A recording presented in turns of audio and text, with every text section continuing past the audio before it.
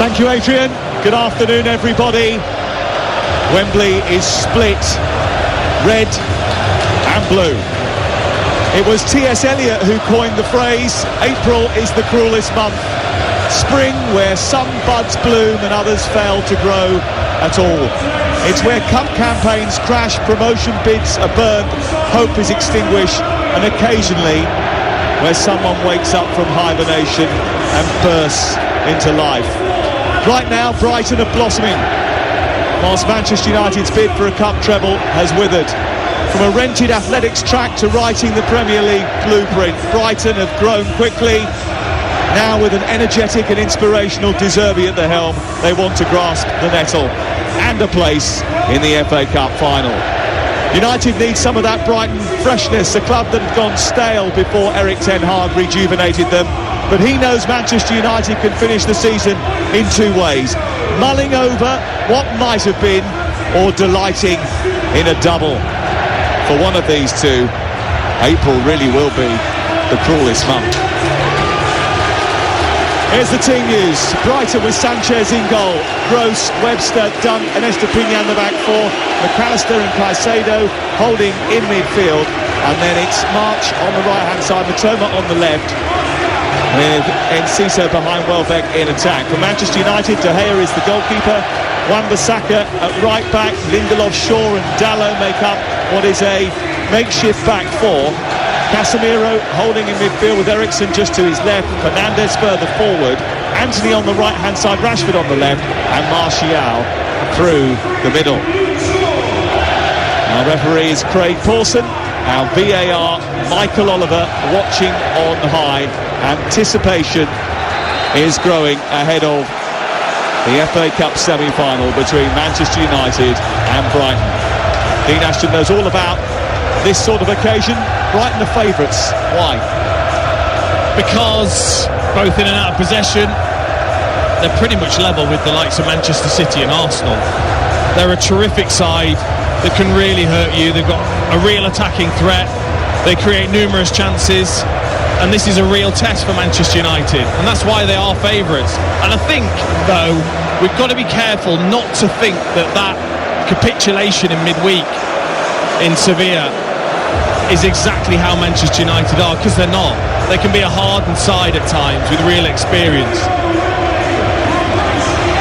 Well, there's certainly a lot of experience in the ranks. Bruno Fernandes coming back into the team today will certainly give them an extra bit of that. 10 goals and 13 assists this season in all competitions. He has the white captain's armband strapped to his left bicep, and the referee gets ready to get us underway. Talksport, the place where the football lives. 10 live Premier League matches are coming your way over the next 4 days. Download our app and you can have all of them for free. You'll also get Laura Woods and Ali McCoyce on breakfast, and the legendary Jim White and Simon Jordan. But it's game time.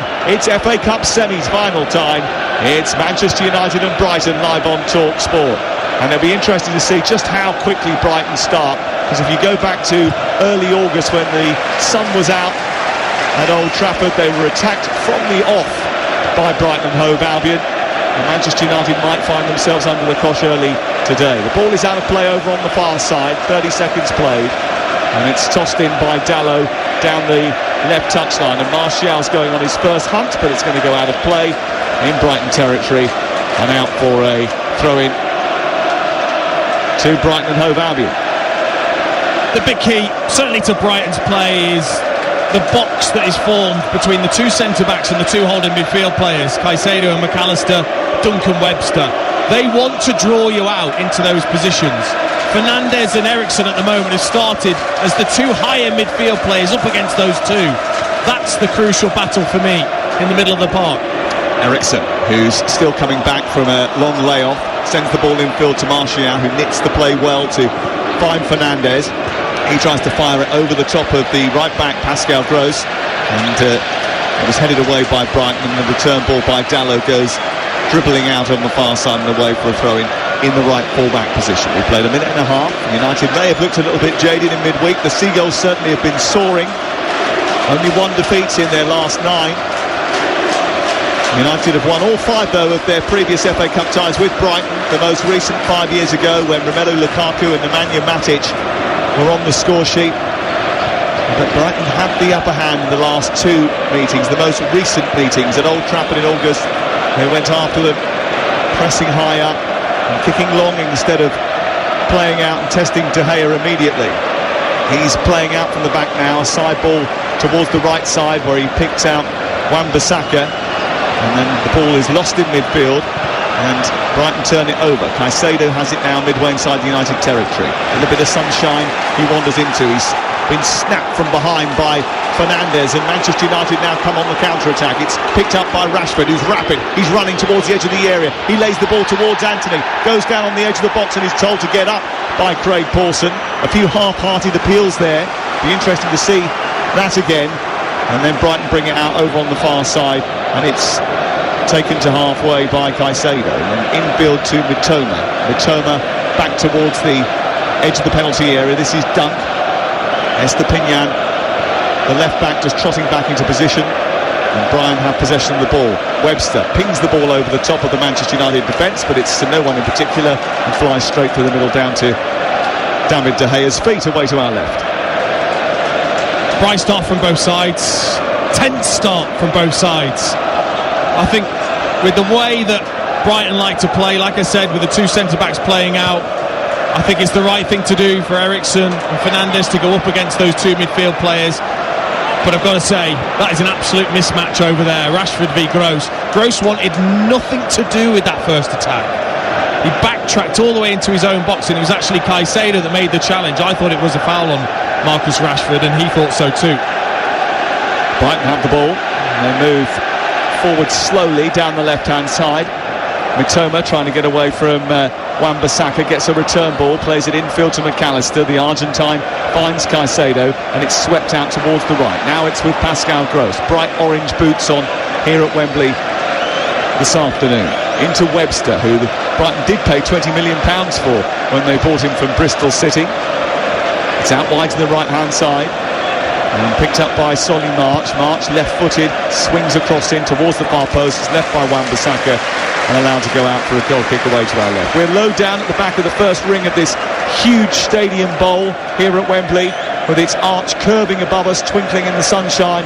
And there is bright sunshine overhead now. It's been a day which has been sprinkled with showers, but there is one portion of the field now in bright sunshine away to our left-hand side. The pitch is glistening, looks pristine. No remnants of yesterday's hostilities that saw Manchester City ease through against Sheffield United all the way through to the 142nd FA Cup final. We will find out today who will join them. And it has been quite a cagey start from both these two teams. I think they've got great respect for each other. Both teams looking to play out, both teams looking to set a trap. Here's Pervis Estepinian charging forward, runs into Casemiro. The ball deflects into the path of Mitoma, who cuts in onto the edge of the area, and he was tracked by Anthony, who left something on him as he went past him, and the Japanese is brought down right on the edge of the box, and it's a set piece in shooting range for Brighton and Hove Albion, just left of centre outside the box. Wan-Bissaka had his body position all wrong. He was trying to show Mitoma down the line onto his left foot, but instead left the gap there for him to just come onto his right foot, step inside. Anthony didn't anticipate it quick enough and just shoved him in the back. It's a great position, this. It's very, very close to the line, so it's going to take a serious technician to get this up and over. And in McAllister, I think they might have one. Yeah, he scored some goals from this sort of distance. In fact, I think did he score one against Leicester City that was then ruled out from that sort of range. But they're not big on set pieces, Brighton. Most of their goals come from open play. They have scored 54 Premier League goals this season, which is their best ever goal scoring return in a top flight season. They had the opportunity to strike on goal early in this game. We played 6 minutes live on Talksport, and it's McAllister standing over it. March is there as well. Maybe a little clever one down the side of the wall would be good. Well, McAllister takes a couple of steps back. He moves towards the edge of the area.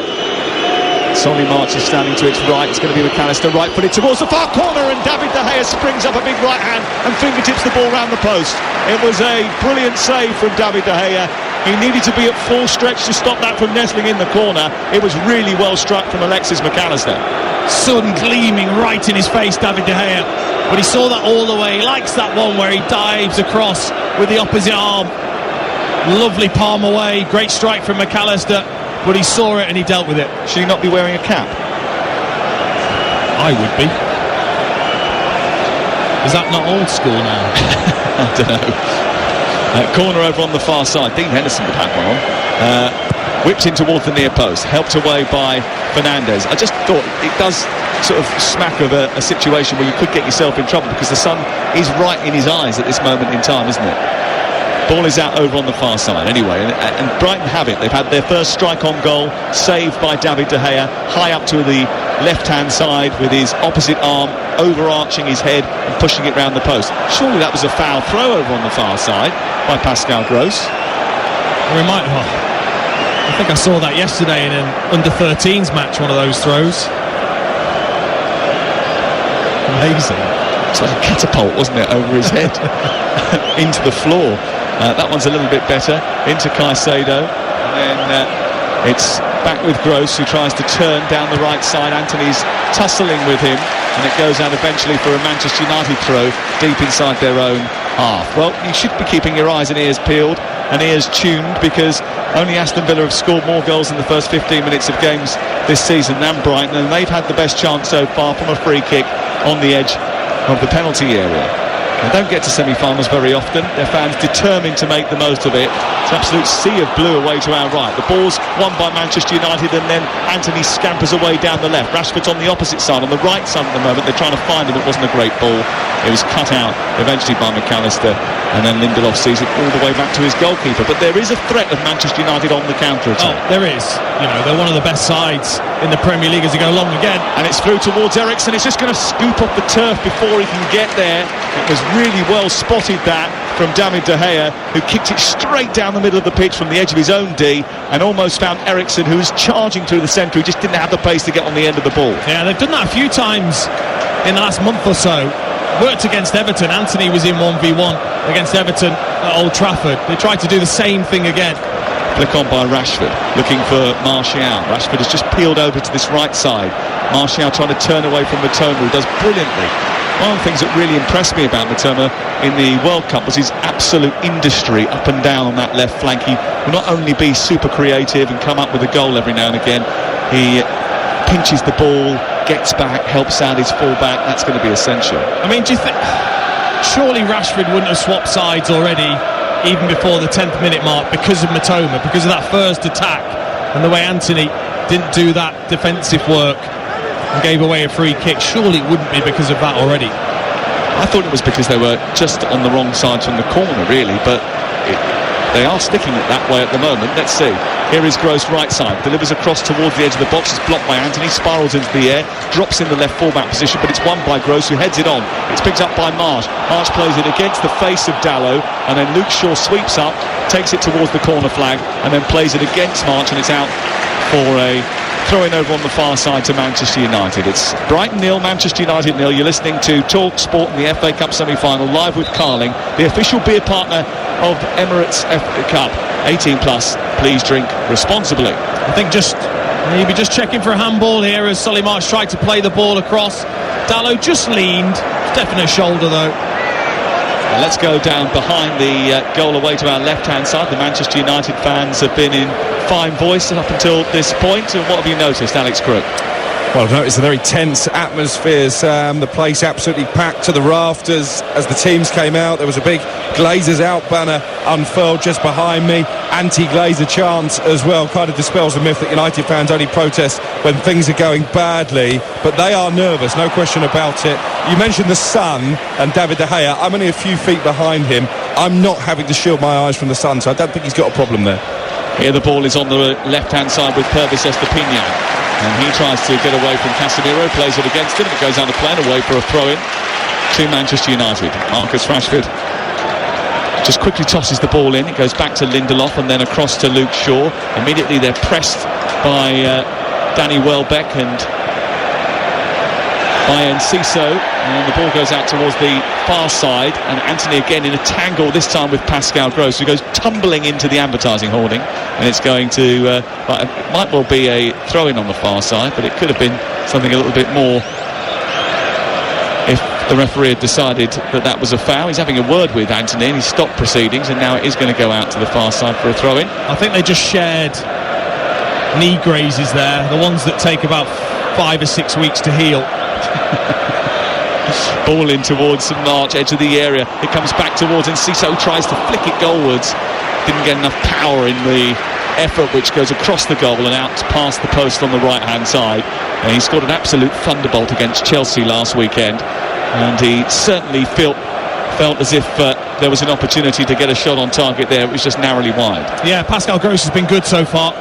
He's actually been the threat rather than Estepinian on the left-hand side. A lovely ball into Enciso. Great first touch, but just then swiveled. Rather than taking it with the left foot, he swiveled to use his right, and then I thought the angle of his body wasn't right, and hence he didn't get it on target. It was a wonderful goal last week, wasn't it? He certainly got that one right. And he's well thought of down at Brighton is Enciso. Only just arrived, really. We call him the Diamond of Paraguay. Here is Gross, just up towards the halfway line. Plays the ball out wide and gets it back again. Gives it straight back to March and then continues his run, Pascal Gross, but didn't manage to really get hold of the ball once March had taken it over the halfway line. So it's back inside the D with McAllister, then to Webster, and the momentum of the attack has just slowed slightly. A cloud goes overhead and there's a chill in the air as Webster threads the ball forward into the path of Enciso. Rashford comes back and wins it for Manchester United, then gets fouled by the Paraguayan, and it's going to be a free kick just short of the halfway line, wide on the left for Manchester United. It's 0-0. Just a feature I noticed might only be a small thing, but the two centre-backs of Brighton had the ball. They went back to Sanchez, and it was a half-hearted press, and they just played through. United have given the ball away cheaply, and that's allowed Danny Welbeck to try and find Enciso. It's cut out by Lindelof and cleared away out to the right-hand side. It's 3-on-3 here as Manchester United come forward with Anthony trying to turn away from Dunk. Matoma's got back to help out. He's played the ball square, and now Eriksen has it. Plays it into the area. Here's Fernandes turning, shooting, parried away by Robert Sanchez, the goalkeeper. And that's the first real save that he's had to make, and the first bit of a glint of a Manchester United threatening attack. And no doubt and no surprise that Bruno Fernandes was behind it. And that's why they're such a threat, Manchester United. When they win the ball back and they counter-attack with such pace and numbers, Fernandes with that licence to go and get involved as he is here. And he gets the ball again down that left channel, and that is where they're getting him in and finding a little bit of joy. He was so good at just moving into that position where he becomes unmarkable, really. And he drifted there twice in a couple of moments and opened it up for Manchester United, and he has registered their first shot on goal. 15 minutes gone, 0-0. Again, it was a typical Bruno strike, wasn't it? The way he hits it and gets that lovely bit of dip on the ball. But Sanchez was there across just to parry out of danger, which was important. Well, they missed him on Thursday night, that's for sure. I mean, he's had a bit of stick and criticism for moaning on the pitch, but he's a real leader. And if you look at his statistics, he is a major asset for this team. He's a brilliant player, is Bruno Fernandes. Here is Gross getting down the right-hand side, pulling the ball back into the penalty area. Missed by Welbeck, comes out on the edge of the area for Purvis Estepinian. He tries to strike it, didn't get his strike clean at all. And Manchester United have a let-off, because when Gross pulls the ball back inside the penalty area, there are 2 or 3 Brighton players hanging around, and if Welbeck hadn't have missed it, then there could have been a real problem for David De Gea. That was dangerous. That was useless defending is what that was. Dalla went out 2v1 himself. He wanted a bit of help from Eriksen, who didn't track the run of Gross, got into a great position, pulled it back, and that's the only question mark that Danny Welbeck does have under his name. Is he that real clinical finisher? Probably not, hence why he completely missed the ball there. Great opportunity. 5 goals this season for Danny Welbeck, who is very much the elder statesman of the group. Anthony into the area looking for Fernandes, trying to get round the back of Dunk. Dunk does well to hold him off inside the penalty area, but Fernandes still holds on to it, tries to put a low cross through the box, and then it's half cleared, and then Purvis Estepinian just dabs the ball to the near side, but overhits it, goes out of play. It's away for a throw-in. Manchester United a little bit unhappy that they weren't being backed up there. Fernandes unhappy that he wasn't being backed up there when he got into the penalty area. They've thrown the ball in and they have it deep inside Brighton territory. Casemiro floats it in towards the penalty spot. It's headed away by Adam Webster, out towards the near side. Wan-Bissaka dabs it forward. It's come out and given to McAllister, and then Webster will take it towards the midpoint of the Brighton half. He slides it forward to Caicedo. Caicedo plays it wide. It's picked up now by Solly March, who charges towards the Manchester United penalty area. Game starting to open up a little bit. Poked out towards the near side. March wants a free kick. Referee waves away his protest, and he's kicked the ball straight out of play on this near side. Oh, it's open. It's open now. And Bruno had a wonderful chance. It was a great pass into him by Anthony. Right-hand side of the penalty area. On his right foot, I'm thinking it's begging to be hit first time with that right foot. I don't know why he thinks he needs to check and be clever. Just strike through that. It's a great opportunity. And then Brighton go right up the other end. They play through a pathetic press once again from Manchester United. And they're in again. It was just a poor pass from Solly March. That is making the case for someone like Wout Weghorst, isn't it? You know, the fact that Anthony Martial just doesn't do that same level of industry. It's not just that though, because even when it bypasses him, Eriksen, Fernandes, the wide players, they're not doing the job. You have to do it as a whole unit against this Brighton side. They're so good at it. Chelsea and Leeds tried and failed. 0-0. Here is Dunk, moving up towards the halfway line, going down the side of the centre circle, gives it back to Webster. Webster into McAllister, and then it's round the corner looking for Enciso, who draws Shaw in, then turns and rolls him, gets towards the midpoint of the Manchester United half, looks up, needs an outlet. Welbeck is just dropping to the edge of the box now, but he goes back to Caicedo. Caicedo being chased by Fernandes, who hassles the ball off him over on the far side, and Manchester United win it back behind the goal. Alex Crook is watching from behind David De Gea's net. What have you got? Erik ten Hag, very animated a few moments ago, called over Aaron Wan-Bissaka, not happy with the way that Manchester United are defending. I think they've got a problem, Sam, down this right-hand side. Dalot, right-footed player, playing at left-back. He's constantly getting sacked in field, and Pascal Gross and Solly March, as a result of that, are having a lot of joy. I think that's probably the point that Erik ten Hag was trying to get onto his players. Problem over on the far side. And Solly March just seemed to have stumbled slightly as he collided with Diego Dalot, and he needs some treatment opposite us. And as a result of that, there is just a brief stoppage in play. It's been a good start to the game for Roberto De Zerbi, a good start to his career. He's won over half of his 29 matches in charge since replacing Graham Potter in September. And I think it's a sign of the way that the club is run, and we talk about that a lot with Brighton and administrated, that there was barely a flicker of disruption when he took the role as head coach. First 5 games were a little bit sticky, but certainly they negotiated that and then went on a very good run, and they've been in brilliant form in 2023. Tottenham certainly haven't been in brilliant form in 2023. They were beaten today by 6-1. And when Adrian rounds up all the action from today at half-time, we will hear from their interim head coach, Christian Stellini, and what he's had to say on what was a debacle. I mean, we watched it in the press room the first 20 minutes, didn't we? And it was disgraceful, really, from Tottenham in terms of defending. It was embarrassing, is what it was to watch. So it'll be fascinating to hear what he has to say, whether there's any excuses at all for his side's performance. And Majestic is back on the radio later on. He's filling in for Crookie on the boot room tonight. 03717223344. Brighton fans and Manchester United fans will be able to call a little bit later on to have their view on this game. But also, I think there'll be quite a lot of those 3,000 Tottenham fans that are coming back from Newcastle still on the road now. And can you imagine those poor fellas and girls that have gone all the way up to St James's Park, spent all their hard-earned cash getting up there, and then after 9 minutes their team's 3-0 down.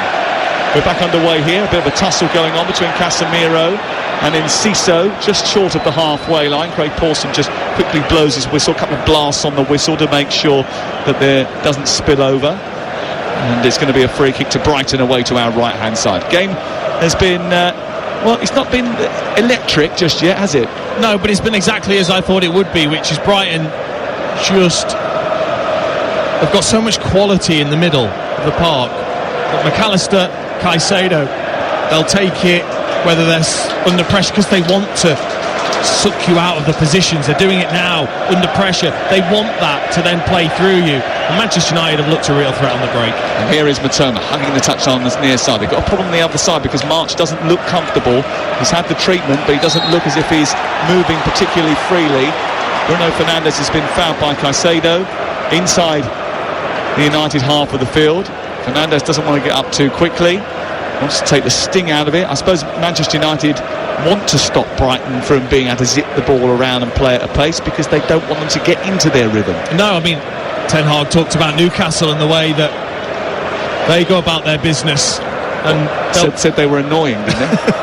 and I think Manchester United will be that today, and they should be, because you want to stop that flow of Brighton.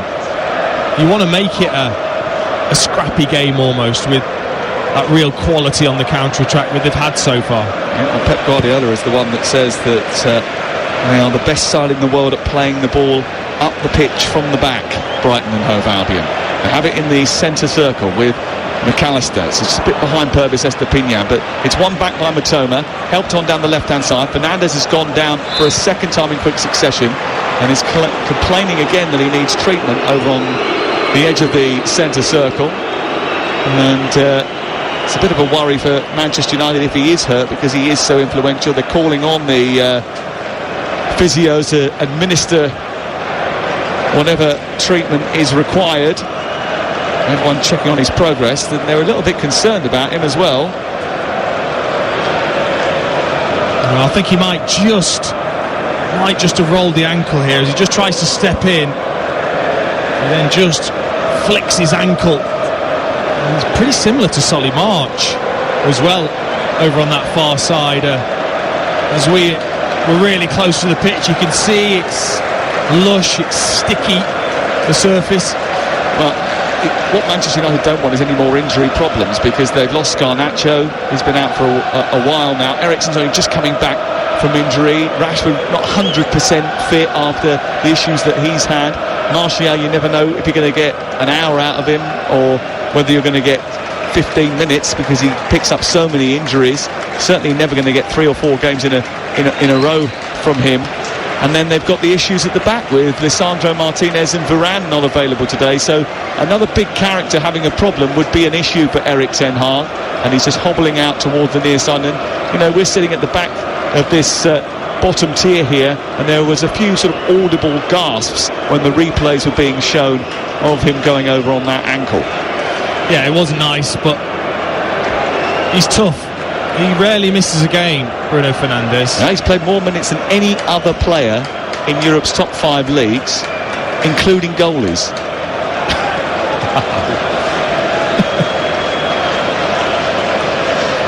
Manchester United have won every game on the road to the semi-final by 3-1, but it's 0-0 here on Talksport, and there's a bit of a gloom in the air now as the ball is kicked upfield by De Gea. Sabitzer warming up down in front of us should he be required. Bruno Fernandes looks as if he's going to come back on after coming off. There's been another problem over on the far side. Rashford going up for a header and dropping like a fly, and now he needs treatment,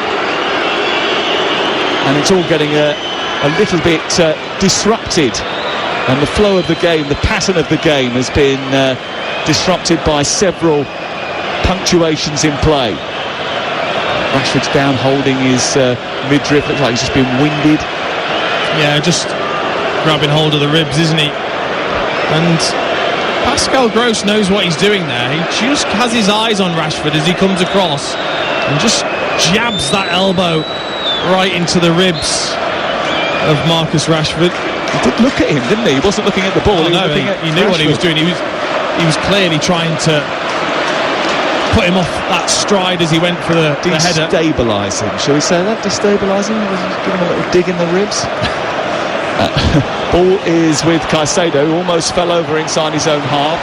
He was harassed immediately by Fernandes. He's gone down now, but we're back underway again. We played 26 interrupted minutes live on Talksport, and it's Brighton 0, Manchester United 0.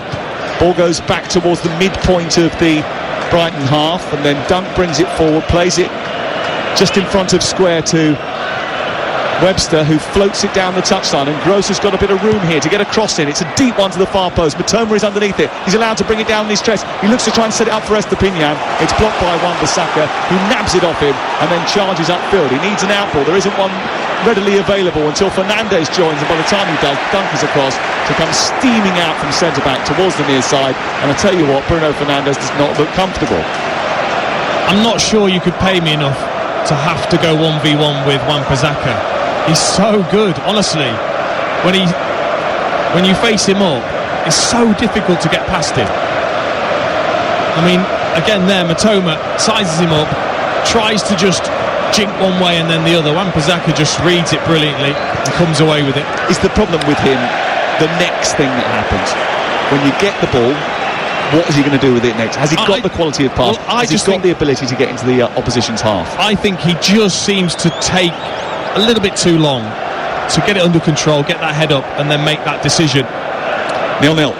Ball going round the back towards Matoma, but again Wan-Bissaka just shuts off the avenue and out comes David De Gea towards the near side. He has improved though. I think Ten Hag has definitely improved Wan-Bissaka since he's come back from being out of the side. He looks like a better player when he does get forward. Well, I think that's one of the big credits in the checkbook of Erik Ten Hag. Big tick next to the word coaching. He certainly has improved players, hasn't he? I mean, he's got a wonderful tune out of Marcus Rashford, who had a terrible 2 years prior to his arrival, really. Luke Shaw too. Luke Shaw's been much better. Ball is over the top, in behind Dalot, and chasing is Solly March. He's going to get there ahead of Dalot. He's got support on the edge of the area from Enciso, but Dalot stands his ground, flicks the ball behind, it's away for a corner to Brighton, but that was one big ball over the top of the United defence, and they were scurrying away Brighton into the right corner of the field. Dalot was just a little bit caught out there. Well, that's the difference. You're playing on the opposite side. I think he'd be fine when it's the 1v1 as he was to block the cross, but it's that, are you in the right position? Have you got your angles right? He was slow to react. Corner kick over on the far side then for Brighton. 0-0 the score at Wembley in the FA Cup semi-final, live on Talksport. We've got games Tuesday, Wednesday and Thursday night from the Premier League coming your way. Get our app, you can listen to all 10 for free. Talksport, Talksport 2 and the Talksport app. Ball curled in towards the penalty spot. Dunn goes up with a header with Shaw, who just strong arms him off the ball. It's Estepinian down the left as they recycle it, Brighton, into Mitoma.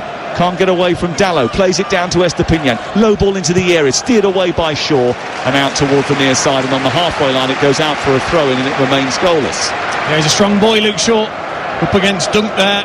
Fancy Dunk to get up and head that, and Shaw just got his body in the way and sent him flying. 0-0. Erik Ten Hag read the riot act after Thursday night. He wants more, demands more from his team. He said, I can't accept that my team is not giving its best. I was really mad after the game in Seville. Hairdroger, I think that's the Dutch word for hairdryer. Certainly was turned on to full force. Here is Matoma, getting down the left-hand side, keeping the ball in, squaring it into the penalty area, misses with Danny Welbeck, and it's cleared away by Dalot and out towards the far side, straight up the pitch in towards Fernandes. Fernandes is pulled to the floor by Gross. It's going to be a free kick just short of the centre circle. Fernandes turned to Craig Paulson and said, that's a yellow card, and the referee said, no, play on, come on. I think he's got a point, because I think they're trying to stop that counter-attack, hence why Gross just pulled him back. And I think there Craig Paulson's got to give Pascal Gross a yellow card, because he knows exactly what he's doing in stopping that attack. Well, it's a bit of a chess match so far. Ball sent over the top for Manchester United to chase, not going to get that. Fernandes from Dalot, who just turns to Dalot and says calm it down. Manchester United trying to suck and then hit on the counter-attack. Brighton not trying to get sucked into that, and whenever there is a chance of a break, maybe the odd little foul here and there, and Manchester United's connections haven't been perfect just yet, but it remains 0-0.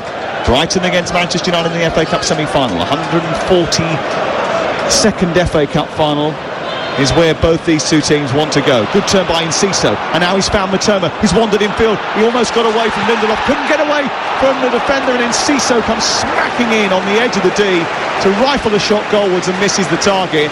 Manchester United thinking they did the job with a brilliant recovery tackle from Wan-Bissaka, who got back in after initially Matoma had wandered in from the left side, but he diverted it straight to Enciso, who thumped a shot goalwards, and it wasn't too far wide. What a recovery this was from Wan-Bissaka, by the way. And again, time and time again, he's able to time those tackles to perfection. It's a dangerous tackle to make. Met does it brilliantly. It falls to Enciso, who I think is probably then put off by Wan-Bissaka falling into his path, and hence he then just screws it wide, just gets too much side spin on it, and away it goes. If you've just joined us, it's Brighton 0, Manchester United 0. Newcastle humiliated Tottenham earlier on today by 6 goals to 1, and to be honest with you, they declared pretty early because it was 5-0 before half-time. Murray came with a consolation goal. West Ham beat Bournemouth away from home by 4 goals to 0 as well. And remember, we'll take your calls straight after this game with Majestic and the boys. 03717223344. That is the number to call. This is Talksport in the semi-final, and we played nearly 33 minutes, and there's a free kick for Manchester United wide over on the far side. It's about 8 or 9 yards back from an area which would be level with the penalty area, but it's really wide, far touchline stuff. And Eriksson, who's so good from these wide areas, and Luke Shaw, who is too, will deliver. Eriksson in towards the near post, then towards Fernandes, comes back out as far as Anthony after it's headed clear. It goes back in from Anthony towards that edge of the 6-yard box. It wasn't a great delivery, and it's into the arms of Robert Sanchez. No, it was a good delivery to start with from Eriksson, and Danny Welbeck did brilliantly to head that away. Brighton have had 62% possession, 4 shots, 1 on target. Manchester United have had 2 shots, but they've also had 1 on target in the game.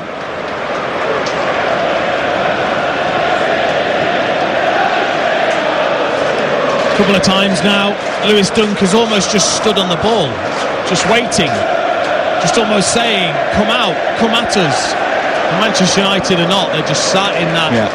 They're refusing to do that, aren't they? Exactly, just stuck in the middle of the pitch, Manchester United, but they are leaving those gaps out wide to be played over the top. Has been a bit stop-start so far in the game. No real flow to it because of the injuries and stoppages that we've had, but it's goalless after 34 minutes. And I think after what was a chastening evening in Seville, Manchester United will be pretty happy that it's been as sedate as it has been. Yeah, I think they'll wanted to obviously be more compact out of possession, and I don't think David De Gea has taken as many risks, that's for sure. It's understandable. Not after what happened the other night. Came in for a heavy amount of criticism, didn't he, David De Gea? And Harry Maguire did too, after what was a real mix-up between the two in the game in Seville. That ball long and straight down the middle of the pitch, goes towards Anthony, who's never really favourite to win that against Estepina. It goes straight through to the goalkeeper. That was because David De Gea kicked it to the wrong side.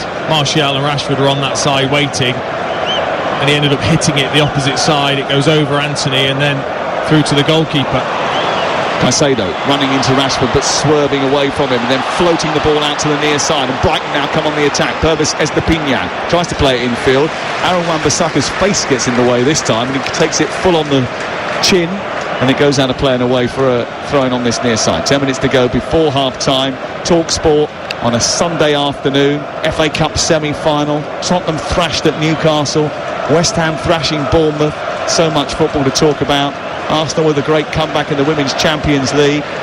And I'm sure throughout the course of next week there'll be loads to get your juices flowing as well, with lots of matches coming your way over the course of the next 4 or 5 days, including that huge match between Manchester City and Arsenal, which is only on Talksport. Here, down the right-hand side, Anthony trying to skate away from Matoma, who stuck to his task brilliantly, won it back. Casemiro engages with McAllister, wins the ball back, but the referee says it was a foul by Casemiro, and a yellow card for Casemiro as well, for coming through the back of the defender. Yeah, because you can't tackle like that. You can't just hack through the back of an opposing player to get to the ball and not expect to get a yellow card. You know, he can't quite learn the English game yet, can he? I don't know whether he got away with this time and time again in Spain, but you can't tackle like that. Can I? You say he's not used to the English game yet. He was playing in Spain, where you get sent off for breathing on someone. I mean, honestly, that is. But you know, that's always going to be a yellow card. It doesn't matter what league you're in. It seems to me he does look a little bit lost in that sense, though. It's happening with too much regularity. Adrian's asking, would it be a yellow card in Brazil or Argentina?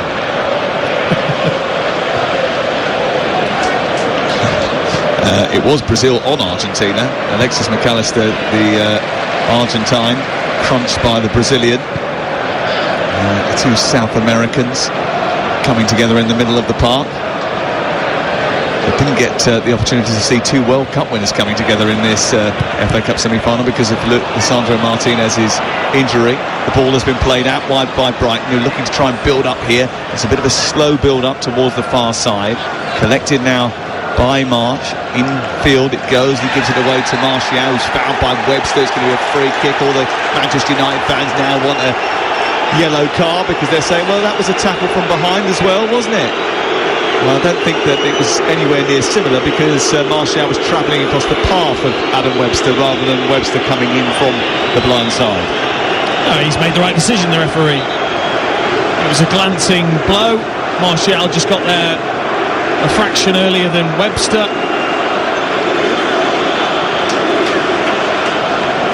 But it's just given a little bit of life, hasn't it, to the game? Well, it needs a little bit of life breathed into it, really, doesn't it? It needs a chance, it needs an incident. And it's 0-0 here between Brighton and Manchester United. Eric Ten Hag is now giving the hairdryer to Rob Jones, the fourth official. He's absolutely furious. He said that he should have a yellow card, Adam Webster, for totting up. Elsewhere at Pittodrie, it's Aberdeen 0, Rangers 0 in Scotland. And victories today in the WSL for Liverpool, for Everton. A draw between Tottenham and Aston Villa, which was an absolute thriller, 3-3. And then later on today, Manchester City will take on West Ham. That's 6:45. Given away by Manchester United, straight into the Brighton midfield, but they win it back quickly, and then Martial spreads the play to the right-hand side. An opportunity to counter-attack now, and it's with Aaron Wan-Bissaka darting down the right side. Across comes Anthony to help him out. Matoma's back, and so is Enciso.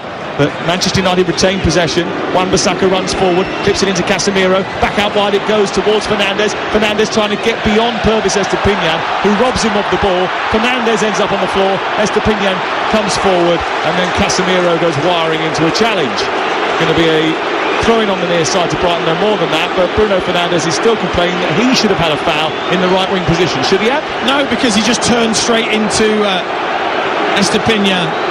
It was actually just poor play from Bruno Fernandes. There wasn't a trick there. He didn't try and do anything clever. He just turned straight into the Brighton defender who had his arms behind his back. It's definitely not a foul. No, but he did clatter his face, but it's not a foul. He turned into Estupiñán, not the other way around. He miscontrolled the ball. Here is Enciso back towards the slender figure of Danny Welbeck, who gets robbed as Matoma tries to come away with the ball, and it's played square by Shaw and then picked up by Eriksson, but he goes backwards, and Lindelof now has to shrug off Enciso to get it wide towards the left, and Dallo, who looks to take on March, gets away from him initially, then takes on Caicedo, gets to the edge of the penalty area, produces a cross which takes a deflection. It goes out for the first Manchester United corner of the game. Yeah, there's a couple of duels there. Manchester United just physically stronger. Brighton players bouncing off the red shirts of Manchester United. Dallo there, nice and strong, powerful, down the left-hand side. Caicedo having to come across and make the block. Manchester United weren't very good in the quarter-final against Fulham until Fulham had a meltdown. Had 3 red cards in the space of 40 seconds. Brighton thrashed Grimsby to get here. And this is the first opportunity they've had from a corner kick, Manchester United. Eriksson will take it, right-footed, deep towards the far post. Lindelof is being held at the far post, but it's headed away. Picked up by Matoma, who then tries to get away from Rashford. And if he can send it through the centre, and Enciso is charging through the middle. He went wide to March instead. and that attack will now just slow. But there was a real threat there from Brighton as they look to try and break out from that corner kick situation. Bit of breaking news for you. Bristol City have been promoted to the WSL, back to the WSL, in front of a record crowd at Ashton Gate. 7,045 there today at Ashton Gate. And welcome back to the WSL Bristol City. In Ciso, trying to roll Lindelof. We've got too tight for him. Free kick's given against the Swede. And it's with Brighton just in front of the centre circle. 0-0, 4 minutes to go before half-time. I've been impressed with Enciso. He's been super neat and tidy with his plays. First touch has been excellent, and again it was there. It was the first touch that was just too much for Lindelof, who then just had a little grab of the shirt, enough to give away the foul. 19 years of age. Another one off of the South American production line from Brighton. He's into the team today to play up front along with Danny Welbeck, a player who knows all about Manchester United. Danny Welbeck, he won 2 League Cups in the Premier League with them, won an FA Cup with Arsenal, scored against Chelsea last week, Welbeck, and probably will feel as if he could have done better with the chance that Pascal Gross created for him early in the first half. Haven't had too many chances in the game. And Callister's free kick saved by De Gea, one of the other very few that we've seen so far. Ball headed away from the edge of the penalty area by Lindelof, and then Caicedo's so good at turning the ball over in the middle of the park, goes charging forward, doesn't manage to get hold of it. United clear, but only towards halfway. Now it's taken out of the sky by Eriksson, who didn't realise that March was coming in from behind him, lost the ball, and Gross has it over on the far side. It's been too quick for Eriksson, the game. Brighton players have been too quick for him. By the time he takes that touch down and gets his head up, he's tackled. Do you think they rushed him back? Probably, but they needed him, and they've needed him today, and he's not quite been up to the pace. Look, he's not the quickest anyway, but he struggled. Casemiro into Eriksson, pokes the ball forward, and it's little balls like that though that can open things up, which he is able to craft, and he just poked that into an area which, if someone like Fernandes or Martial just made a slightly different movement, they would have been in. Yeah, just needed a bit more quality there, but again, I'm so impressed with Brighton. They just really slow the play down with the 2 centre-backs and the 2 holding midfielders coming in. And then all of a sudden, one player, whether it's Estepinian, Gross, Enciso, they just make a real burst out of their position to try and disrupt. Here's Fernandes into the penalty area, played in by Casemiro, drags his shot wide of the post. What an opportunity for Manchester United, given away by the Brighton centre-backs. They were looking to try and play out there. They gave it towards the right side. Casemiro fired it into Fernandes, who found himself down the right channel inside the area, and he shot across the face of goal, and it went just right wide of the right-hand upright and out and away for a goal kick. That would have been how Ten Hag would have seen chances being created.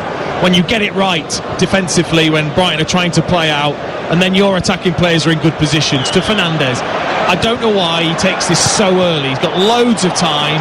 He really snatches at it as well. Hence why he just dragged it horribly wide. Just take your time. You've got the power.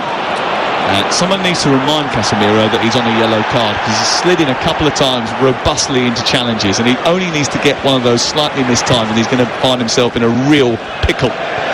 Ball cleared upfield by Manchester United, and it's up over the halfway line.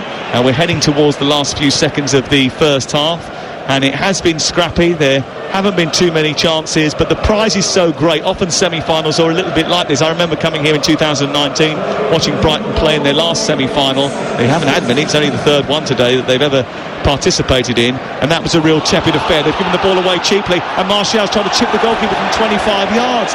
Why did he not continue his run? He went far too early with that effort. He didn't have the technical ability to scoop it into the air and over the top of Sanchez, who wasn't that far off his line anyway, and it goes behind and away harmlessly for a goal kick. Manchester United are going to have to take chances like that when they get them. Yeah, again, in that position, you'd fancy yourself, if you're Martial, pace-wise, just to run all the way through. He takes it really early. It did open up, and I think certain players would easily be able to pull that off with their weak foot. I don't think Martial has that in the locker with his weak foot, hence why he should have used that pace to get as close to Sanchez as possible. He didn't, and as a result it's still 0-0. Manchester United They've had a couple of chances from range, but each team has only had one shot on target. David De Gea has had to pull off a save from McAllister, and Cisso's flashed one wide after Matoma came cutting in from the left-hand side, but chances few and far between in the opening 45 minutes. Brighton's run to the last four has been a little bit lighter than Manchester United. They've faced Fulham and West Ham on their journey. This is the first Premier League opposition that the Seagulls have had to face, and it looks as if it's going to be goalless at the break. There are 3 minutes of added time at the end of the first 45. Fernandes heads the ball forward into the path of Eriksen, who immediately dispatches it over towards the far side, and Rashford is racing into the penalty area. Gross trying to get back. Anthony pulls off towards the edge of the box, wants the ball delivered to him, comes back to Eriksen instead, who strikes it down the middle of the goal, and it's cleared away by the feet of Robert Sanchez, who smacks it towards this near side, and it flies out for a throw-in. That was another example of what Manchester United are very good at, attacking on the counter-attack, down the flanks at pace. And then Eriksen was there on the edge of the area, and he just didn't quite execute the chance well enough, did he? It was a real shame that first pass wasn't a little bit softer towards Rashford, because it would have been him 1v1 against Gross. In the end, he played it back. Getting chances now. Casemiro moving up towards the edge of the area. Now Martial's got it on the overlap. He's sure it's a little bit heavy for him from Anthony Martial. He's just completely battered that ball into the left corner of the 6-yard box when he just needed to caress it into his path. Yeah, just needed a little bit of craft, didn't it, from Martial. Lead foot in the end, out of play.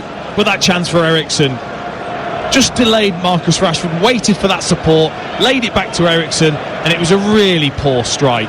One of those where you almost hit it on the top of the ball, so then it bobbles straight away.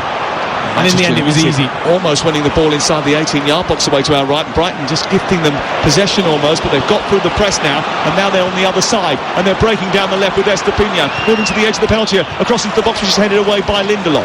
Comes back out to Estepinian. Matoma is waiting in the centre, and before that attack can develop, the referee blows the whistle for half-time. Well, there we are, still all to play for in the Cup semi-final, the 142nd Cup final. Just 45 minutes away for someone. Maybe it might just take a little bit longer than that. Very few incidents in that first 45 minutes. Lots of stoppages and punctuations during a 45 minutes in which David De Gea and Robert Sanchez have probably had to make one save apiece. But at the break, it is Brighton 0, Manchester United 0. Well, Adrian, before today, Manchester United came into the match knowing that their last 11 goals in the FA Cup had all come in the second half. Their supporters will be hoping that that statistic continues this afternoon. Brighton and Hove Albion came out first for the second 45 in those blue and white striped jerseys, blue shorts and socks. They're attacking the goal away to our right in the second half, and Manchester United are attacking the goal away to our left in red shirts, white shorts and white socks. No changes at half-time, and Manchester United had a little bit of an issue with Diego Dallo in that left full-back position, natural right footer, getting pulled into the centre in the first half, and that's an area I don't think really that Brighton have attacked enough. They haven't made the most of that situation just yet. I don't think they've made the most of a lot of the situations they've had, because they have played through easily and out wide against Manchester United, and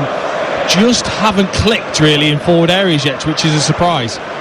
Ball goes long up towards Martial, doesn't manage to get first contact on the ball. It comes back from Webster into midfield, where Welbeck then shepherds it out to wide right, collected by March, and March goes infield to Caicedo. I'll give you the 2-11s in just a second. Webster just over the halfway line, decides to stop, doesn't come forward. He's being harassed by Martial, goes back to Dunk, and the two of them just enjoy a bit of possession on the halfway line. They go wide towards the right, and March, he plays it infield to Enciso, and then Gross tries to help it on, and eventually it's cleared by Manchester United and then swept out to the far side. They go on the attack, but Anthony's only got Martial in the centre, and then he plays the ball towards him. It was nowhere near where it needed to be, and Brighton rather easily deal with that situation. There wasn't as much threat there as there should have been, Dean. Well, first of all, Anthony should have gone on his own against Dunk, because he had the beating of him for pace, and then both of the players make the wrong decisions. So Anthony plays it across without looking, and Martial doesn't make a run. So in the end it comes to nothing and a real waste. Well, that was a minute into the second half, and it was an opportunity, and another one really they haven't taken full advantage of. They got into a couple of promising positions right at the end of the first half, Manchester United, and didn't take it. And Sanchez is the Brighton goalkeeper. Gross, Webster, Duncan, Estepinian are the back four. McAllister and Caicedo in midfield, with March and Ciso and Matoma behind Welbeck in attack. Anthony ends up on his backside, then rolling around over on the far side as Matoma robs the ball from him. They play it out wide towards the far side, then infield to Estepinian, who sends it high into the air. It's taken down by March, who approaches the edge of the area, skips past two challenges, plays it out wide to the right, low cross by Gross into the penalty area, stopped by Casemiro, given back to March inside the area. He can't get it out from underneath his feet, and it's cleared away by Manchester United just about towards the near side. That was a little bit of a mess from both, really. And in the end, it was Bruno Fernandes who hacked it clear from inside the box after March just could not get the ball to get away from his left foot for long enough to get a strike away, Dean. No, but Casemiro was in a right-on muddle, whether to clear or to pass. He ended up taking that pass on. It was the wrong decision, they got away with it. Dalot, again, almost giving the ball away, then eventually does, and it's back down the right from Gross to March, edge of the area. He plays it infield. Welbeck with his back to goal is allowed to turn. He plays it into the D, comes back to Caicedo. He shuffles it on. Estepinian went to hit it. There was a half slide from Anthony to attempt to block a shot that didn't come, and then Brighton switch the angle and go on the other side. Down the right they come this time. Turning away down towards the byline is Solly March. He takes on Dalot, gets to the corner of the penalty area, tries to produce a cross which takes a deflection immediately and goes behind and away for a corner kick away to our right hand side. Manchester United with De Gea in goal, Wan-Bissaka, Lindelof, Shaw and Dalot. Casemiro's been booked and he has to be careful. Eriksen alongside him, and then Anthony Fernandes and Rashford behind Martial in attack. And how many games does Casemiro get if he's booked again for a second time and sent off? Because that would be a third red card of the season. Is that just season over? Go on your holidays. Once you get 3 red cards, I think, you're not allowed to come back again that season. Deep corner kick to the far post. Dunk is unmarked, heads the ball back to the edge of the area. Estepinian takes it down, then left-footed drives the ball high into the air. And it almost takes out a beach ball, which is being jostled with behind the goal away to our right. Shared around a few Brighton supporters. There's a few balloons doing the rounds behind that goal as well. Big white and blue balloons. And there's certainly a party atmosphere in the Brighton end away to our right hand side. There's a little bit of nervous tension in the Manchester United end, knowing that, quite frankly, this is a massive opportunity for them to get to a final. We've never had a Manchester derby final before in the FA Cup, and I'm sure that that's what everybody thought would happen when these two Manchester Giants were kept apart in the last 4. But actually, coming into the game today, I think most people who are seasoned football watchers had Brighton down as the favourites for the game, and probably quite rightly so. They haven't taken advantage of their favourite status, though, have they? No, it's not turned out like that. It's been a tough test, I think, for Brighton so far. They played through, but not had that cutting edge that have made them such a devastating team this season. Well, there's been nothing devastating so far about them, and it's pretty level and sedate so far. 5 minutes gone in the second half, and it's Brighton Hove Albion 0, Manchester United 0. Be interesting to see how the second half pans out. Manchester United have played a lot of games, and maybe that has taken its toll a little bit. Brighton over the course of the season have played 8 games fewer than Manchester United, and remember that they haven't played 2 matches that they were supposed to, Brighton. Here is Webster down the right side. Infield it goes to Caicedo. Gets bumped off the ball by Martial. I'm not entirely sure that the referee was keen to make that decision, and then was advised by his assistant that he needed to. It's going to be a free kick just short of the halfway line. Yeah, but I don't mind that so much. It shows Martial's switched on, looking to press into midfield, trying to do his work for the team. It's really important. Roberto De Zerbi with his very well manicured beard is standing there in his tight fitting black cotton jumper.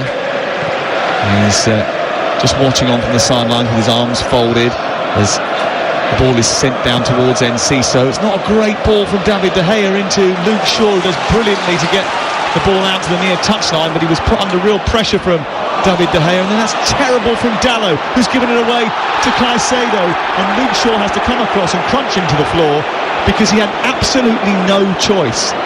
He was left in a terrible hole twice there by two different teammates, firstly by the goalkeeper and then by Dalot, who made a terrible error. Well, he'd done brilliantly to start with, Luke Shaw. And the composure when David De Gea fired that into him, back to the play, took a lovely touch and a flick round the corner to Dalot. And Dalot repaid him by giving the ball straight back to Brighton and putting him in a horrible position. I think in the end he made the right decision. He had to bring him down. Absolutely no choice there, Luke Shaw. He had to take a yellow card for the team. Ball flown forward by Gross towards the far post, headed down towards the edge of the area. It's forward by Enciso, looks to challenges for his own header, which he nudged into the box. Across comes Martial. Manchester United on the back foot a little bit here at the start of the second half. 0-0 the score. And this is Alexis McAllister, who was the deepest of the Brighton players for a moment. Into Gross and then on to Webster. It just feels as if Brighton are in control here. Here is Dunk, just left of the centre circle. Back to Webster again, pushing it forward into Welbeck and then back to Webster once more. Have they got the killer instinct to finish off these chances? Welbeck down the right. Lindelof comes across and just about pokes it out before Welbeck can escape with the ball down the right channel. He's actually done well today, Lindelof, because a few times he's been the last man because Luke Shaw has stepped in with either Enciso or Welbeck. Lindelof's been on his own and he's come across a couple of times and covered the ground well. 54 on the clock. Brighton 0, Manchester United 0 on Talksport with Carling. The official beer of the Emirates FA Cup. 18 plus B's, drink responsibly.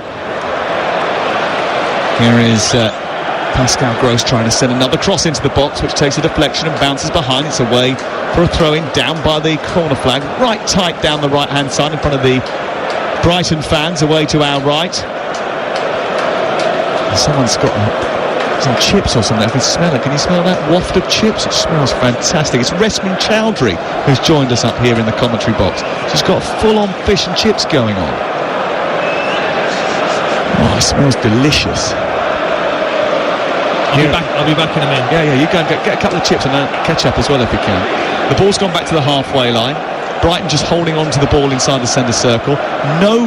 This has happened so often where Webster and Dunk are just exchanging passes on the halfway line. Manchester United with a little bit of a press, and then the ball goes past the Manchester United attack, and then Casemiro tries to win it back. Purvis Estepinian gets caught in a bit of a tussle with Anthony, who gives away a free kick because he's frustrated. They've released the ball to the far side. Before that free kick can be taken, the referee said play on. Here's Matoma taking on Aaron Wan-Bissaka, gets into the penalty area, tries to get beyond Wan-Bissaka, and he does brilliantly in a one-on-one duel once again to nick the ball off him and take it towards the right side. I mean, I've not seen Matoma look as confused or lack ideas as he has today. He's so used to getting that ball and just dribbling at the fullback and getting his own way. Today, Wan-Bissaka's been outstanding against him. He's got a degree in physical education, as Matoma. He delayed his start as a professional footballer to finish his course. He did a thesis in dribbling, so I'm sure he has got some ideas.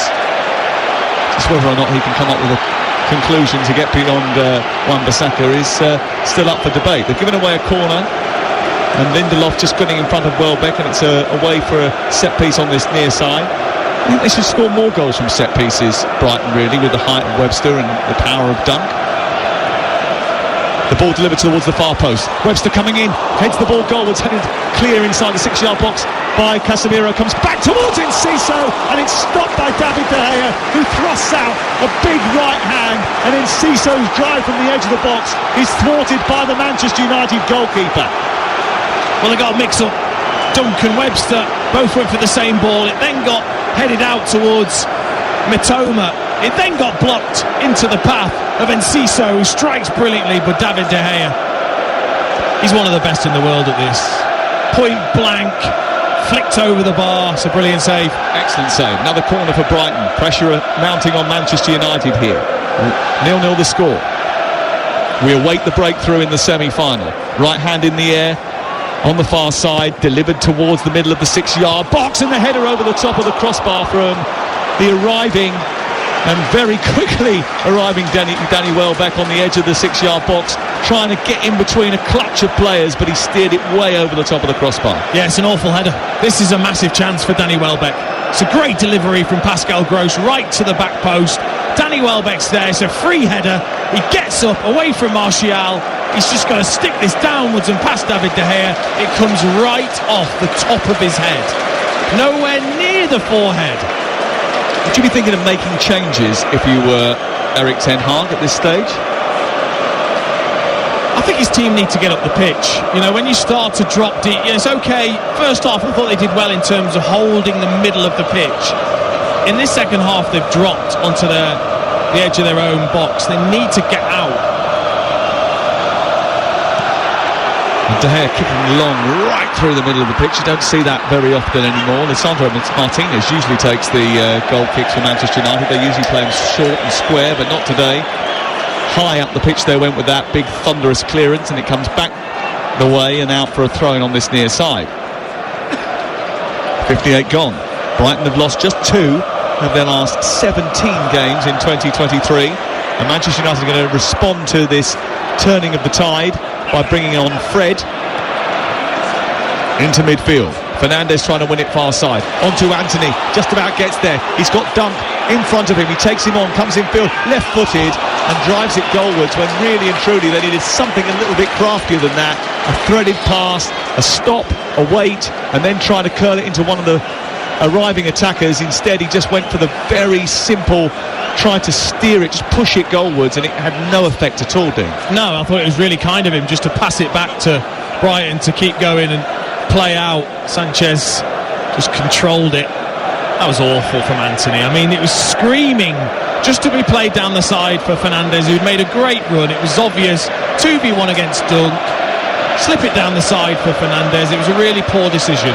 Yeah, it's actually been quite noticeable in the attacking third. Manchester United just made the wrong choices when they've got into half-promising positions. 14 minutes played in the second half. That's 59 on the clock, away to our right-hand side, and Manchester United and Brighton are still looking for the first goal in the FA Cup semi-final.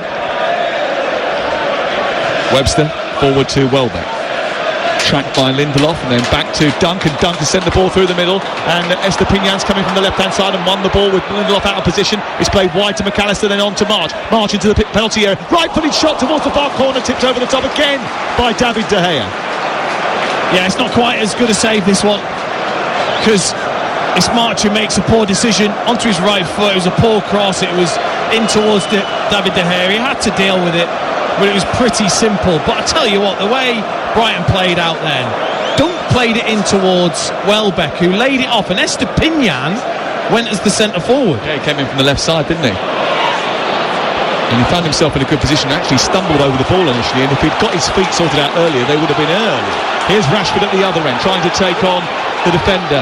Gets towards the edge of the area, and Webster does his job and manages to kick it towards the near corner. Gross comes across and clears for Brighton. And there's just not enough threat about Manchester United today. There's a threat about Brighton here as the ball breaks on the halfway line. Well, Wan-Bissaka intervenes before Enciso's pass can be taken on by Matoma, and he's bundled his way down the right side. Estepinian trying to hold him up, but he's far too wily for that. He's gone beyond him, pulled it into the area. It's Anthony who falls over, comes back to Casemiro, doesn't get the shot away. Matoma picks it up and half clears. Back to Eriksson, drives it into the box, needs someone to get a touch on it, but it's Dunk who gets there first. He sweeps it clear, and then trying to escape on the counter-attack. Brighton think they should have a foul. They don't get one. Enciso is told to get up. The ball goes down the right. Anthony stands up the cross. Here's Casemiro trying to get on the end of it. It's over his head, and March will bring it clear and then sent up towards the halfway line. Again, Enciso's gone down, and the referee has continued to play on again. Well, that was a couple of big opportunities for Manchester United. Well, he's ignited, hasn't he? Wan-Bissaka. That was awesome, honestly. The way he won that off Matoma, who looked scared, he then bounced in towards the midfield, made a couple of chops with the ball, got himself into the wide area, bundled down with a little bit of skill on the touchline, cut back a brilliant pass to Anthony. He just wasn't ready for it, miscontrolled it. That was on a plate for him, just to take a little touch and strike and put the finishing touches to the Wan-Bissaka drill. Well, Aaron Wan-Bissaka, he's a big, bulky lad as well for a right full-back, so he's a physical presence, and Matoma was trying to get back at him and he just shrugged him off. I mean, absolutely none of it. For Estepinian, shrugged him off, having none of it. Coming off is Eriksson. He's being replaced by Fred, just to give them a little bit more power in midfield. We mentioned about the fact that Eriksson just lacked that little bit of fitness and sharpness that obviously is going to take a little bit of a while to come back after 2.5, nearly 3 months out with injury. Yeah, and I think also with Casemiro being on that yellow card, I think he needs almost a bit of protection from himself and someone alongside him that's going to put that work in to keep Brighton out.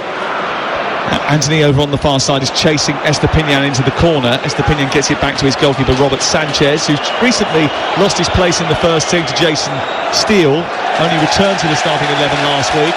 He's played out towards Caicedo, and he's played the ball straight out of play on this near side after pressure from Martial, and the Manchester United fans get on their feet and try and beckon their team further up the pitch and can continue their attacking thrust. Wan-Bissaka, he's got the bit between his teeth this afternoon. 0-0 the score. On to Casemiro's, tossed it over the top. Fernandes allows it to bounce. Dunk follows him out there. He tucks it infield to Anthony. Edge of the area, left-footed, saved by the goalkeeper down low to his right. Comes back out to Martial, who's wide inside the penalty area. Back to the edge of the box and Dalot. Then Fred takes it across his body, moves centrally and then turns away. Gives it back to Luke Shaw, and Manchester United will recycle it once again. It's Martial who picks it up now. Infield towards Dalot. Rashford trying to get beyond the defender. He does that, then goes down under a challenge for Enciso. Free kick, dead centre of the D. An opportunity to strike for Manchester United from about 20 yards out from goal. Well, they've started moving the ball a lot quicker, Manchester United. That was a lovely passage of play. Martial, nice and sharp in towards Marcus Rashford. Great turn, great body strength, just to go away from McAllister, and then just about checks in front of Enciso, who can't do anything other than bundle into the back of him. Well, there is some technicians out there who can strike a football from this sort of range. They're going to pull it back to just outside the D. So this is going to be around about 22 yards from goal. It's a couple of centimetres right of centre. It might be a little bit too straight, this, but I think Fernandes seems determined to take charge of the situation. But what's quite nice is it gives you the option, doesn't it, of right foot, left foot, either side when you're central. Fred has left the scene and has gone in to disrupt the wall. Marcus Rashford is just a couple of steps back from Fernandes, wearing a pair of bright pink boots. Lindelof has now joined the attack as well. Manchester United, who haven't had too many chances to attack Robert Sanchez's goal in this game. In the 65th minute, going up to the 66th now, have an opportunity from a dead ball situation. Just outside the D, a shade right of centre. Rashford is there, mapping out his stride pattern. Fernandes is there as well. Which one of them is going to take it? The referee, Craig Pawson, just watching the movements, blows the whistle. It's Fernandes who strikes it straight into the wall, comes back to him and he volleys it goalwards and over the top of the crossbar. Ah, what a waste. We gave Bruno it a big Fernandes. build-up, didn't we? It did, yeah. Just a one step from Fernandes, trying to flick that up and over the wall, and then as it came back, leaning back, hit the underside of the ball and sent it high and into the Manchester United fans. A change for Brighton, and it's going to be Enciso who's going off. I'm not surprised by that. And on comes Joel Veltman, who played under the Manchester United manager at Ajax, Erik ten Hag. Roberto De Zerbi making his first change. What do you make of that? It'll allow Pascal Gross to go into midfield. It will, and it'll mean that McAllister goes into a number 10 role, where I like him a lot more than I do in that deeper role in midfield. See if that can get Brighton back into the game, because Manchester United have just had a good 5 or 10 minutes. Yeah. Good spell for Manchester United. Here is Webster under pressure from Fred, who leads the press on the near side as they look to play out from the back here. Brighton, Veltman immediately into the thick of the action. It's not a great clearance from Caicedo, and Luke Shaw's won it back high inside the Brighton half. On the left side now is Rashford. Rashford playing it infield towards Fred. Fred Across to Casemiro. They go back to the halfway line now, and Lindelof just couldn't sort his feet out and was harassed by McAllister. Then Fred gets in a little bit of a tight spot. The ball breaks to Dalot. Rashford adds a bit of composure, and Luke Shaw has it again now. 67 on the clock. This is Casemiro in the centre circle, back towards the middle of the park. On to Casemiro once again. Rashford went to make a dart in behind the defence. Casemiro didn't spot him. It scooped over the top towards Martial instead, but it's inaccurate, and it floats behind and into the Manchester United fans behind the goal. Well, watching for us from that sort of vantage point is Talksport's Alex Crook. And what a wonderful atmosphere, Sam. Both sets of supporters fully invested in this semi-final. The Manchester United fans behind me were actually sat quite nervously at the start of this second half as Brighton piled on the pressure. It all changed. The atmosphere cranked up as a result of that rampaging run down the right-hand side. For my man of the match so far, Aaron Wan-Bissaka. Scales and Miovski have scored for Aberdeen, who lead Rangers by 2-0 in the Scottish Premiership this afternoon. Rangers 79 points from what will be 33 games, and that means that they'll be a good 13 points behind Celtic at the end of the night. I don't think Aberdeen are going to catch them in third position. They're 26 points behind Rangers, but they're in front today. Here's Lindelof moving up towards the midpoint of the Brighton half, and before it can reach Fred, snapping into another tackle. Pascal Gross and Alexis McAllister, and Brighton get it out to the far side. But just Manchester United playing higher up the field, playing their football inside opposition territory, and there's a threat in behind from Rashford, who comes darting between the two centre-backs again. It's headed away by Webster, but only as far as Casemiro, and then on to Fred, who's stretching for it. Matoma beaten to it. Wan-Bissaka round the corner. There's no one in the right wing position that goes out for a goal kick. It's almost as if Manchester United, it's taken them till now to shake off those heavy legs from midweek, and all of a sudden the tempo stepped up. They're moving the ball quicker. Brighton are finding it difficult to cope with Manchester United. Can they just create that opportunity? Can they have more quality now when they do? And obviously the longer the game goes on, the more the mind starts to wander, because it becomes more perilous. Concede a goal at this stage and it becomes much more difficult to fight back. I mean, we talked before the game about the mentality. Have Brighton been as good as we've seen them in recent weeks? I don't think they have. They haven't been quite up to the level that we've seen. I think De Zerbi knows that as well, which is why he's stalking around inside the penalty area, the technical area. The ball has been sent wide out towards the left. Martial trying to chase down by the corner flag. He gets there, keeps the ball in, plays it against Veltman. Now they think that the ball's gone out of play on the near side for a throw-in, but he wanted a corner kick. The referee has given that throw-in. I thought Martial kept that in, to be honest, as did every single Manchester United fan in front of us. The referee's assistant is back on the halfway line all the way down the pitch.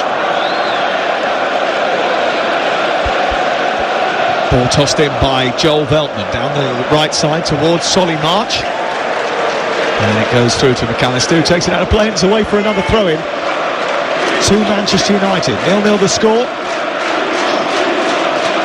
and the Manchester United fans start to sing about their ownership once again. Still no word on what's happening with that. It's a long process which seems to have been quite drawn out, really. I think their position on it is pretty clear, and the destination in this game is not clear. 20 minutes to go. Talksport live at the home of English football, Wembley Stadium. Thumped upfield by De Gea, looking to try and release Rashford. It's away by Veltman. I mean, if you're Eric Ten Hag, you're thinking now, this is the period in which we've had our best period of play. We've got to make the most of it. Yeah, you feel as if you score now, you take the game away from Brighton, and how can they then respond? Well, Adam Webster's just been slightly over-aggressive with Anthony Martial. Martial's gone down, and the referee's given a free kick just in front of the centre circle. And a few of the United supporters, once again, a little bit upset that a yellow card didn't come out. And they think that Webster's been a little bit lucky to avoid that. The only yellow card so far for Casemiro and Shaw. Yeah, he's got away with a few, hasn't he? Webster in particular. I think that's been pointed out to Joel Veltman. Yeah, but they're camped, Brighton. They're camped in their own half. This is the first time we've seen this, isn't it, over the course of the afternoon? Well, it's a sustained period of of pressure that Manchester United have got them under. Manchester United looking for their first FA Cup final since Jose Mourinho took them there in 2018. Brighton and Hove Albion haven't been to a final since 1983. The last time they were there, Margaret Thatcher was the Prime Minister. TVAM had just started. CDs had only just gone on sale. And Manchester United fancied a cup double that year. In the end, they lost the League Cup final to Liverpool and beat Brighton in an FA Cup final replay 4-0. Brian Robson, Arnold Mooren, the 18-year-old Norman Whiteside with the goals. In the first game there was that famous line from Peter Jones from the commentary, and Smith must score, as Gordon Smith saw his effort, rather tame effort, saved by Gary Bailey. Here come Brighton into the penalty area. Welbeck slashes at a effort, but the ball had already been taken from him by Lindelof, and he ended up kicking through and hitting Lindelof as he pulled the trigger, and he hurt himself in the process, I think. Yeah, he did. I don't think he saw him. Lindelof did really well to read the situation, as Danny Welbeck just laid it off towards Pascal Gross and then darted in behind. Casemiro didn't follow the run of Welbeck. He took a touch and then Lindelof came across and he just clatters into him as he attempts to strike towards goal. He then kicks into Lindelof's leg. Lindelof fine. He just seemed to twist his knee as he went down there. Yeah, just sort of almost wraps his leg around Lindelof's shin. Not pleasant.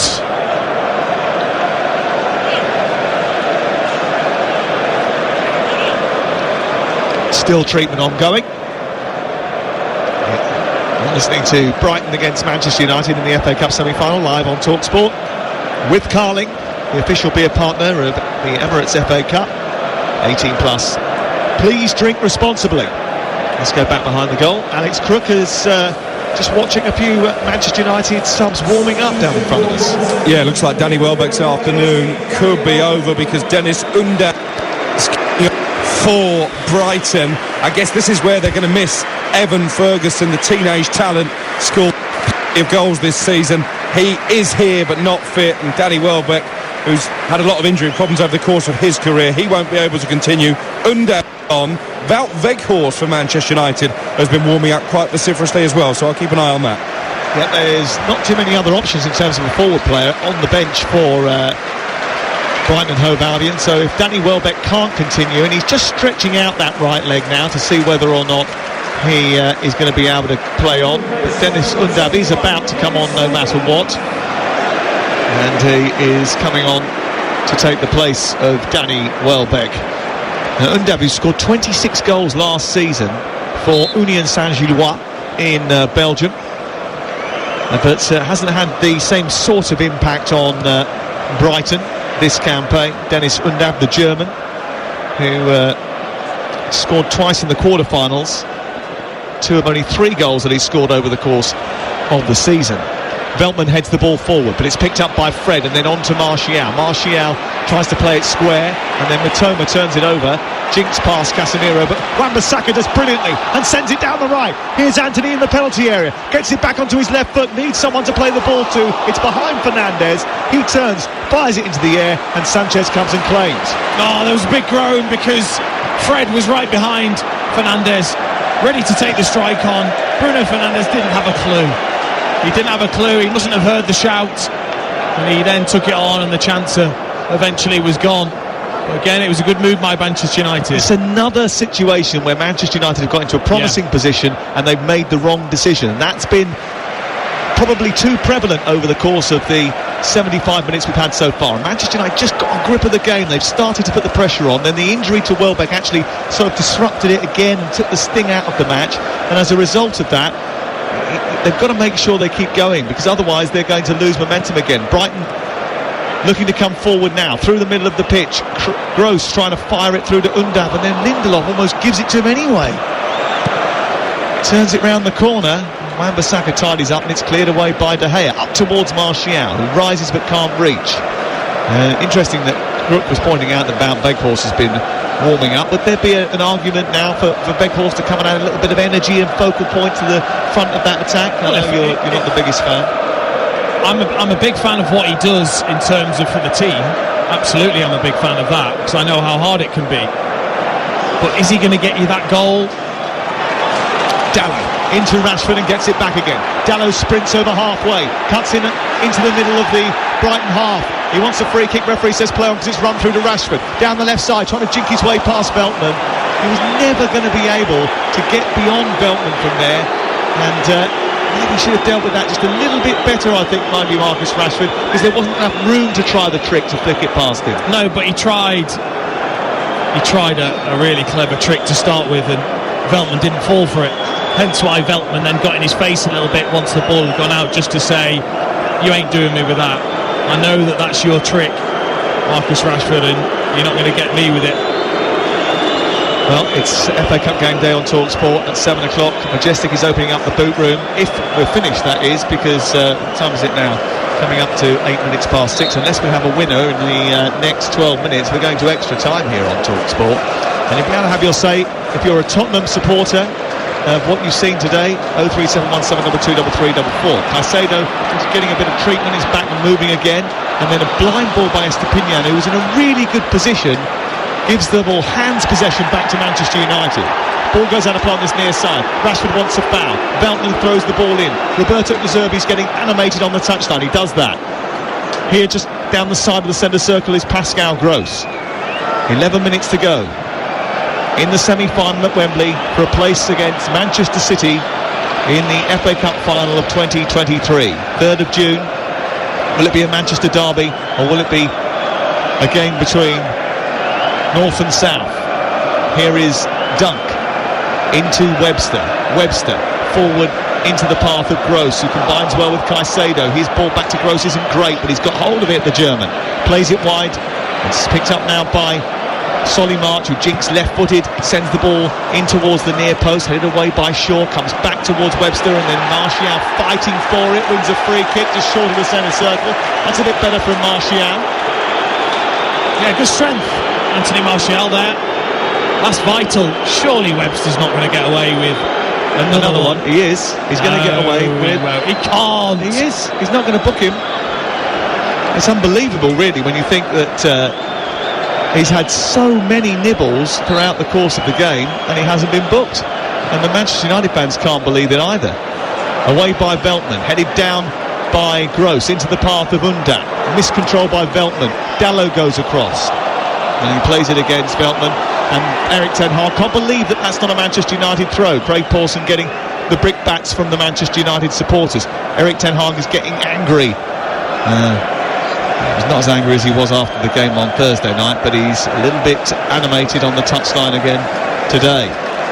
I've got to make the point, Lewis Dunk's distribution is absolutely sensational. And there's another ball over the top looking for Kaoru Mitoma, headed away by Wan-Bissaka after a raking pass from Dunk.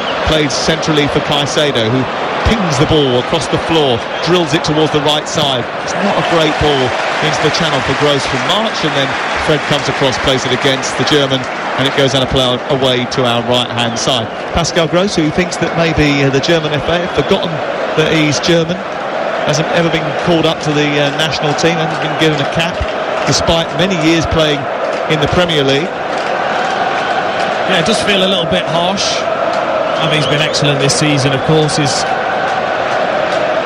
think the levels that he's reached consistently have been superb. I tell you what though, I have not seen Mitoma and Solly March be this poor in any game this season. Are they poor or are they being kept quiet? I think a bit of both. Estepinian on the far side from David De Gea's kick out, turns the ball over, slides it down the left channel. Undav goes across, back to goal, plays it wide, collected by Mitoma, the Japanese international, played towards the back edge of the penalty area where it's with Undav once again. They want to foul Brighton, the referee says play on, and now there's a chance for Manchester United to counter-attack, and Casemiro goes down after a collision. The referee again says play on, he wants the game to continue. Caicedo's got it now for Brighton and Hove Albion towards Gross, and then Shaw brilliantly just lets the ball go across his body and it's cleared away by Dallow. But now all of a sudden there's no outball for Manchester United. Oh, I mean, it's so tense now, isn't it? The players know, as the clock ticks down, you don't want to make a mistake at this point. But who's going to be brave enough to go and make something happen, to go and get your team into the final? Well, they've only failed to score once in the last 19 matches, Brighton. Here is Solly March on the edge of the area, travelling infield, trying a shot, down to the left-hand side, double save from David De Gea, who gets a big hand to it and then goes in with Pascal Gross, who was sliding in to try and put in the pieces, and he got up really quickly and denied him the chance to do so. Good goalkeeping. Yeah, I was just thinking Solly March was just going to make me eat my words as he jinked inside onto the left foot, past two players, and then rather than going for that far corner, he reversed it low to David De Gea's left-hand side, who got down brilliantly. And then how quick. Goalkeepers are so good at this, by the way. They get down really quick and then they just spring up off the floor to then go and collect. And he's brave too. Yeah, he went springing full stretch, didn't he, to stop that initially, and then he used his sort of hip to propel him into the air just to get the ball into his arms at the second attempt. A little chest pass from McAllister, tries to send Undav away. It's away by Luke Shaw and up over the halfway line. It is really tense. It's been a chess match throughout the course of the 83 minutes we've had so far. De Zerbi hasn't been able to find a way to get his attackers firing. He's brought Welbeck off and brought on Undav. They've already lost Ferguson to injury. Welbeck may have picked up an injury in the game. Jadon Sancho's going to try and come into the game and unlock the door for Manchester United now as we approach the last knockings of the football match. Anthony Martial, still the lead striker for Manchester United. He turned the tide in the semi-final against Everton here in 2016. He scored an injury time winner in that game. Another thing that Wan-Bissaka's done brilliantly is when Estepinian's made that darting run, trying to get in behind the Manchester United defence, he hasn't gone in, because he knows that's what they're trying to do, to then release Mitoma. So he's just staying in his position, thinking, well, I can go and cover because I've got the pace to get there, but stopping that ball going out to Mitoma, it's been really clever from him. Yeah, he's stuck in his slot, hasn't he, over the course of the game. Yeah. Sancho about to come on, preparing to enter the fray in this tense and tight semi-final. Oh dear, Gross has just played a reverse ball down the left side, thinking that that's where Estepinian was going to run, and it was well behind him, and they've basically wasted a clear opportunity to get the ball into the box. There was a tug back on the far side by Estepinian. The free kick's gone Manchester United's way, and that was absolutely wasteful. Yeah, I mean, it's just so frustrating for everyone, isn't it? When you've got that opportunity to put a decent ball in, you try something clever and it doesn't come off. Sancho on, Martial off. So I'm expecting Rashford to go through the middle now for the final few minutes and possibly extra time in the game. And remember, Laura Woods is back on Breakfast with Rangers legend Ali McCoy from 6 o'clock tomorrow morning. And if you fancy something a little bit different, Chris Evans' breakfast show is on Virgin Radio at 6:30. They had Niall Horan on last week in the Virgin Radio breakfast show. You can listen to it on your smart speaker. Just ask your smart speaker to play Virgin Radio. Get Virgin Radio on DAB, or you can download the app as well. We've got loads of live football for you on Talksport over the next few days, including the games on Tuesday and Wednesday and Thursday night from the Premier League. There's a huge one on Tuesday night from the Premier League, Leeds against Leicester. I'll be there for that one. And then Arsenal against Manchester City at the Etihad Stadium on Wednesday night. A title decider, possibly. That's live on Talksport on Wednesday night. Rashford thought he was fouled over on the far side. He had his ankles clipped. Referee didn't give the free kick, but now has stopped the play so that he can just check on his prognosis. Yes, a sort of silence from the Manchester United fans. They don't want him to be injured again, as he just tried to step across, but he's up. Let's hope he's okay. 81,445 are here today for the FA Cup semi-final. 3.5 minutes to go, and Manchester United, I know that in order to mitigate against any fatigue, they flew straight to London from Spain on Friday, but the last thing that they will want at this stage of the season, they've got a big game against Tottenham Hotspur on Thursday night. It'll be fascinating to go there on Thursday night after what's happened today with Tottenham getting pummeled 6-1 by Newcastle. The last thing they'll want is extra time tonight. Here is Sancho on the edge of the penalty area, trying to move in towards the Brighton box. He's got Dalot on the overlap. He sends a cross in. It comes to Fred. Back to Sancho. Sancho trying to steer a shot towards the far corner. He stopped the ball, then rolled it forward. Tried to curl it under the crossbar, but got too much air on it. There was a little deflection, and it goes over the top of the bar and out for a corner kick to Manchester United with just 3 minutes remaining. And that's where they want to get Jadon Sancho, in and around the penalty area when the play's slowed down. Very, very good, just manipulating the ball, and it was a good block by Solly March in the end. All the talk before the game was about how Brighton were the favourites and Manchester United were having real problems, but they've got a chance here to get the ball into the box. It's swirled to the penalty spot. It's headed away by Brighton, and now maybe they can come on the counter-attack. It's up towards March on the halfway line. He looks to come infield, and United do very well to get back into shape, and there was not enough pace in the counter-attack from Brighton. They just didn't get on the front foot quick enough to punish United, who was scurrying back from the corner. And you know why? It's because Matoma faced up and saw Wan-Bissaka and just stopped and slowed everything down. McAllister jinks towards the edge of the area, plays it down the left side. Undav trying to get there, but Wan-Bissaka gets in front of the German and puts it behind and away for a corner in the 88th minute of the semi-final. Now Brighton have a chance at the other end to try and do something special and earn themselves a place in the FA Cup final. When you're defending all these situations at this moment in the game, it is about concentration. It is about organisation. Do your job. Do not switch off. There's 3 blue and white shirts lined up on the penalty spot. There's one next to the goalkeeper. There's one on the edge of the 6-yard box. There's 3 lined up on the edge of the area should they decide to be cute and go to the edge of the box. They've got to get the delivery right here. Pascal Gross is going to take it for Brighton. It's in towards the near post. It's headed away by Rashford. Further clear it is by Sancho. Hooks it towards the near side. It will go out and away for a throw. And it wasn't the best delivery from Pascal Gross. It's the one area of the penalty area where there wasn't any blue shirts. It was awful, wasn't it? Again, got to hear it so many times. Why can a professional footballer not kick the ball in the area they want from a dead ball?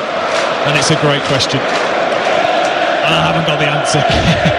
Yeah, but we all know what it's like, though. You can stand there all day putting in great crosses, and then when the pressure comes to you, you step up to take it, and you always miss kick it. Here's Matoma into the penalty area, back to goal. Undav tries to turn. Lindelof manages to dig out the clearance and send it towards the near side. And it's back by Veltman into the middle of the Brighton half, and again we're 20 seconds away now from extra time in this cagey, tense, tight FA Cup semi-final where nothing really has gone to plan properly for either team. Estepinian trying to break down the left side, plays it against Anthony, and it goes out for another corner, and all of a sudden the Brighton fans just turn up the volume away to our right, hoping that for the first time in 40 years they can get to a cup final. Is there going to be a moment of inspiration right at the end? 3 minutes of added time at the end of the 90. Pascal Gross just trots over rather slowly towards the corner flag. This time, can he come up with a better delivery? Dunk is up from the back, so is Webster. A late goal would crush any hope of a Manchester United comeback. Only 3 minutes have been added at the end of the semi-final, in towards the middle of the 6-yard box, and the header is over the top from March. It just sort of hit him on the head really, and it just went high up into the air, and it remains 0-0. Yeah, it was a better delivery though from Pascal Gross. He just peeled off Dalot. Solly March, but it's so difficult when you're backpedaling and you need to try and then get the power. He was never really going to be able to achieve that. Well, Manchester United have only made 2 substitutions so far. Brighton have only made 2 themselves, and they've still got an extra time period to come. Manchester United have a habit of bringing on substitutes that end up turning the tide in games. 20 goals scored by substitutes. Only Villarreal can match that in Europe. Here's Matoma jinking in from the left-hand side. He's got the beating of Wan-Bissaka for the first time, and then can't get the shot away. And there's a foul by Matoma, and is that a yellow card? The first of the game for a Brighton player? It is. Ironic cheers, of course, but he did beat Wan-Bissaka, but he had to then go the long way past him driving into traffic, where then a Manchester United player could help out his fullback. Casemiro's got a whack inside the 18-yard box, and we're nearly at the point where we will be going to extra time once again in an FA Cup semi-final, and more minutes are going to be on the clock of Fernandes and Rashford just when they don't need it. A lot of the Brighton fans just escaping down to get an extra beverage. A couple of the Manchester United supporters just looking a little bit tense away to our left-hand side. Ball hit high into the gloomy sky, and it's away from Sancho, can't get on the end of it. Poor kick out again, and it's out for a throw on this near side. How would you sum up the game? To me it feels almost like both the two teams would be a little bit disappointed. Yeah, I think they'll be disappointed with the situations they've both got themselves into in an attacking sense and not taking advantage of that and the quality being poor. But I think it's more a victory for Ten Hag. I think they have stifled Brighton at times. The way they've set up, Brighton want to play through, and they've not really allowed it that much, especially the second half. Manchester United. Yeah, they slowed the tempo down in the first half, didn't they, Manchester United? Lots of stoppages and punctuations. And in the second half, actually, they probably had the better of it, Manchester United. Ball is won by Casemiro, who spreads it to the right. Before Wan-Bissaka can get there, the referee blows the full-time whistle for the end of the 90 minutes, and we'll have extra time in the FA Cup semi-final to deal with who is going to go through and face Manchester City in the cup final. At 90 minutes mark, it's Brighton 0, Manchester United 0. Well, you mentioned the Villarreal shootout. Well, Alex Crook mentioned the Villarreal shootout. Only Rashford, Fernandes, Fred, Shaw and Lindelof are remaining from the penalty takers that night. All of them scored, everyone scored, apart from David De Gea in that epic shootout. Manchester United probably won't want it to go that far, nor will Brighton, but both teams looked a little bit tired in that second period. Manchester United having an arduous chip to Andalucia in midweek.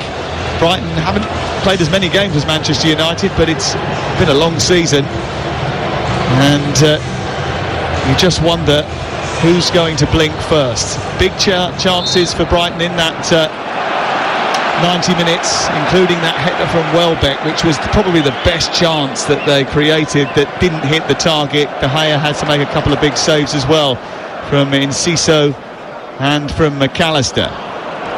Not enough chances for Manchester United in the game. 0-0 into the first period of extra time, and the change, Antony out and Sabitzer in. And Sabitzer, who scored 2 goals in the first leg of the Europa League tie against Sevilla. What will that do to the change of formation? Because Sabitzer will definitely play centrally. He will, I think, alongside Fred, just ahead of Casemiro. It means Bruno Fernandes will go out to the right hand side, which I don't mind actually. I think when he picks up that position, he can pick a pass across in that area. Sabitzer again giving that energy. Antony wasn't happy, by the way, when he went off. He threw a few bits of tape and scuffed the floor with his boot. I don't know why, he was rubbish. You say it like it is, yeah? Whatever you do, don't sit on the fence. Here's Matoma down the left-hand side. The only thing that worries me, here is Estepinian inside the area, cleared away by Lindelof. The only thing that worries me about Fernandes coming out to this right-hand side is the fact that occasionally this season, when he's been asked to do a wide position, he doesn't give as much coverage to his fullback. No, I mean, Estepinian, as we've seen so often, makes those darting runs. Somebody needs to track him. And Fernandes doesn't seem to be moving with particular freedom as the ball goes into midfield. McAllister, then he gets it back again. McAllister 25 yards from goal, shoots, and it's way over the top of the crossbar, and it goes into a fluttering banner behind the goal, away to our left-hand side, and it's out for a goal kick to Manchester United. We played 2 minutes of the first period of extra time, and it's still all to play for in the FA Cup semi-final. And Erik ten Hag will know that his season will be judged on trophies. I mean, Manchester United last season, for a long time, haven't been able to put a trophy in the cabinet. They've already done that this season with the League Cup, but a cup double really makes a statement, because when you look back earlier in the season at how it started with Brighton and Brentford, those 2 games, to be able to do that will just show how far they've come. And similarly for Brighton, you know, it's so long it's been since they got to a final. The crop that are on show here, arguably the best team to have played in the Brighton jersey. We speak to Brighton fans, a lot of people will say that. It's a real opportunity for them to do something unheralded. Here on the far side, away to our right-hand side, Brighton coming forward once again. It's with Solly March trying to jink into midfield. Fred disrupts it, and it's cleared by Lindelof high into the air. He's just whacked that over the course of about 50-60 yards, and Marcus Rashford, who was standing in the centre circle, said, "Hey, any chance?" Yeah, I mean, there wasn't any composure there, was there, from Lindelof? But Solly March again, so obvious that he's going to come in on his left foot, comes into traffic. It's what Manchester United want. You've got to find a way, when it's not maybe working, maybe he has to go on the outside 2 or 3 times before you then open up that space.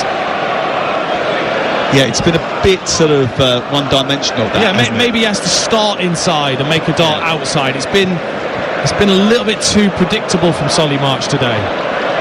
Up to Casemiro, who tries to find Fernandes, pinched by Dunk in front of the Portuguese, and Brighton have got the ball again. 3.5 minutes into extra time on Talksport, and it's Dunk into McAllister, and then Caicedo, and then Sabitzer is eluded, and it's picked up by Pascal Gross, who sends it on to Estepinian. Lovely ball into Undav. His control was poor. Inside the 18-yard box, brilliant play from Brighton, who knitted that together superbly and cut Manchester United open. It came to Undav, and he couldn't get it under control. Like that. See what he did there. Awful. As was his touch. Here is Undav trying to backheel it into the path of McAllister. It goes back towards the edge of the area, and Brighton just starting to put a little bit of pressure on here. Estepinian has got it in a wide left position. He produces a cross. It's deep towards the far post, headed away by Dalot. Wasn't a great delivery. Comes back via March down the right side. Pascal Gross picks it up. He wanders towards the edge of the area. Little Cruyff turn to get the cross in. It's a good one towards the far stick. Just maybe a little bit heavy for Matoma, who turns and sees the ball just skip off the turf and out for a throw into Manchester United on this near side. Quality in front of goal has just been not good enough. Yeah, exactly. I was just about to say that the quality in the final third has not been up to what we've expected of these two sides, and it's just been the one thing missing, because it's been a decent game. It's just lacked that cutting edge. There's a bit of cutting edge from Undav. The problem is he's cut the edges off of the legs of Casemiro, who's gone collapsing to the floor, and it's going to be a free kick from deep inside his own half for Manchester United. And again looks towards the bench, and still without Weghorst. He can't get a game, but he's basically been working through 95 minutes warming up. Pick me, Gaffer, I'm ready if you need me. Distance covered, he's right up there. He's covered more ground than Martial. Ball forward out towards the right-hand side. Floated forward by Casemiro. He thought he'd spotted an opportunity for Fernandes to break there, and he just put his hands around his cheeks as if to say, that was so close. Here is McAllister being wrestled with by Lindelof, who's basically tried to take his shirt off, and now he's got a yellow card, and a free kick has been given to Brighton. The touch and the awareness from McAllister, outstanding. Just sensed where Lindelof was. Beautiful touch with the outside of his foot to take him away from Lindelof. Yeah, and the Swede doesn't play too often this season. The only fit centre-back as a shot comes in from range from Caicedo, but doesn't manage to get it on target. It's miles wide. Lindelof with 1 or 2 injuries as well. Has only played 6 Premier League games from the start this season and a handful of cup appearances. He might be fresh, but he's not up to speed like the others that have been taken out of the team because of injury. Weghorst's gone to get a ball now. He's acting as the ball boy. He really does want to get involved, doesn't he? It's what you've got to do. Just somehow get the manager's attention. 0-0. Ball cleared by De Gea up through the middle of the park. Again, Dunk, really tall and imposing, goes up with Bruno Fernandes. He beats Bruno Fernandes despite a bit of pressure from the Portuguese, but Bruno Fernandes is pointing out to him he's only very small, so any damage he inflicted on Dunk should only be surface damage. Upfield it goes towards Fernandes again. Estepinian wins the header. Flicked on by Caicedo. In midfield it's won by Casemiro. Gets away from McAllister and plays a good ball into Jadon Sancho. We haven't seen too much of. He skips away from Veltman, moves out towards the left-hand side. He's a couple of yards in from the left touchline now. Approaches the left wing position, now into the penalty area. Travelling with it well. Diego Dalot takes over. Back to Sancho, who's got 3 between him and the goal. It's in towards Sabitzer, and he glances the header towards the far post, and he misses the target. Really good delivery that from Jadon Sancho, and a good run, a little spin out, and then coming back in was Marcel Sabitzer, and he just glanced the ball just wide of the left hand upright. Yeah, it was brilliant from Jadon Sancho, because he really took his time. He didn't waste the opportunity, waited for Dalot to help and make a run. It's a lovely little touch and then cross, all in one movement for Sabitzer to run across Dunk and get the glancing header. Estepinian charging forward from left back into a midfield position for Brighton at the other end as they look to come forward with 8 minutes of extra time played. Away by Sancho, picked up by Dalot, and now Sancho is on the escape. He gets to halfway, held up by March, doesn't have the pace to get forward quickly. Jadon Sancho, he needs bodies around him to play the ball off and get the 1-2s to open up the space. He's had to check back, and now Manchester United are on the halfway line. In it goes to Dalot. Across the floor into the centre circle. Casemiro tries to get away from Caicedo, right up behind him. Brighton, such a good football team really, but they've left Marcus Rashford the ability to run in behind here, and he's got beyond the defence. He's gone down the left side, he needs some help. Comes back to Sancho inside the area, can't get the shot away, took too long, played it back to Fred. He air kicked it, went through his legs when it comes out the other side, and I think in the end, has the offside flag gone up? After all that time, the offside flag did go up, and Rashford was offside in the first place anyway. Yeah, and Fred says, I knew anyway. Yeah, I honestly, knew that. I did know. Oh God, I mean, again, we've seen it too often, haven't we, in this game? Just the wrong option, or taking too long when you're in a good position. Rashford very, very close with his run in behind. Let's go back down to Alex Crookers, who's standing in front of the Manchester United fans. Are they getting frustrated? A little bit. I think they were frustrated that Jadon Sancho didn't pull the trigger earlier there. Wout Weghorst has been frustrated, but he's about to come on. Mitoma trying to get past Lindelof. He does that, plays it down the left channel. It's just too heavy for Undav, and it goes behind and away for a goal kick away to our left. Again, a good position, a promising attack that just doesn't come to anything for Brighton, and it just slips down the left side of the box and dribbles out of play and away for a goal kick away to our left. So here's the change. Tyrell Malacia coming on, Wout Weghorst coming on, and Aaron Wan-Bissaka is coming off. What?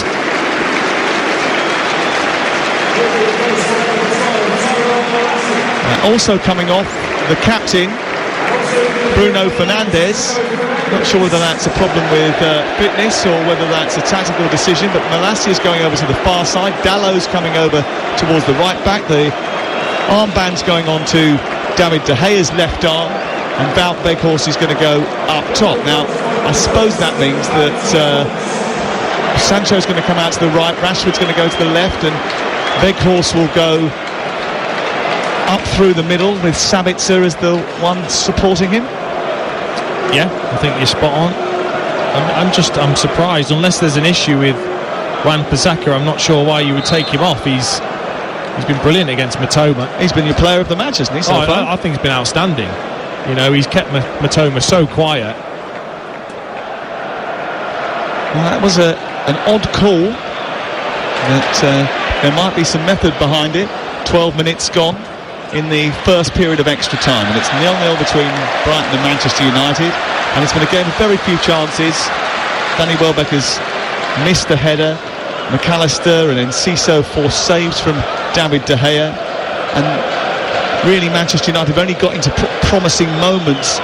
Bruno Fernandes had the best chance, breaking into the box and steering it wide of the right hand upright. Apart from that, there's been very little goal mouth action. Ball robbed, Casemiro had it taken off his toes by Undan, who turns the ball over and scampers into opposition territory. His ball out to the wide left is poor though, doesn't reach Mitoma, and now it's 4-on-3 in Manchester United's favour as the ball's turned over. Sancho needs to deliver the ball right, he does, into Fred, who's got space to run into inside the area, slides it across the face of goal. It misses Weghorst, it was too far in front of him, slides through the 6-yard box and goes out the other side. Rashford tries to jink his way into the area, and it's a brilliant challenge over on the far side by Veltman, too clever for that, and then he's giving the ball back on the edge of the area, stretching for it was Casemiro. That was dangerous, and now the ball's run loose and Caicedo is galloping forward through the middle of the park. He plays it wide to the left, it's a bit stretched now as Mitoma reaches the edge of the penalty area, chops towards the left hand side and then just hesitated far too long, didn't know what he was going to do with it, and then just hit the ball off his left foot onto his right, and it goes behind and away for a goal kick. He's been so poor, Mitoma. Such a good player, but today just has not been his fluid self. He's, Wan-Bissaka has made him question himself. You'd think he's just hesitated too often in this game, and you think now up against Dalot he'd really go at them, and again maybe just a miscommunication there between himself and Estepinian. That just highlighted at the other end what Manchester United need in the summer, isn't it? A poacher, because that ball from Fred was deliciously through the 6-yard box and there was no one to tuck it home. No, Weghorst was just a fraction slow in getting there. That's like a head injury, which the game has to be stopped for, so Brighton just checking on the progress of Lewis Dunk. And Moises Caicedo's had a few issues as well, looks a little bit stiff, and it's getting to that point where limbs are starting to tire and nerves are about to fray, because penalties is only 16-17 minutes away. Weghorst and Dunk. I mean, Dunk's had to deal with Rashford, he's had to deal with Martial, now he's had to deal with Weghorst. But three very different profiles of striker in one afternoon. Exactly, yeah. Proper 3-course meal for Dunk. And took a big old elbow straight to the schnoz. Yes, unfortunately it was Weghorst tucking into him.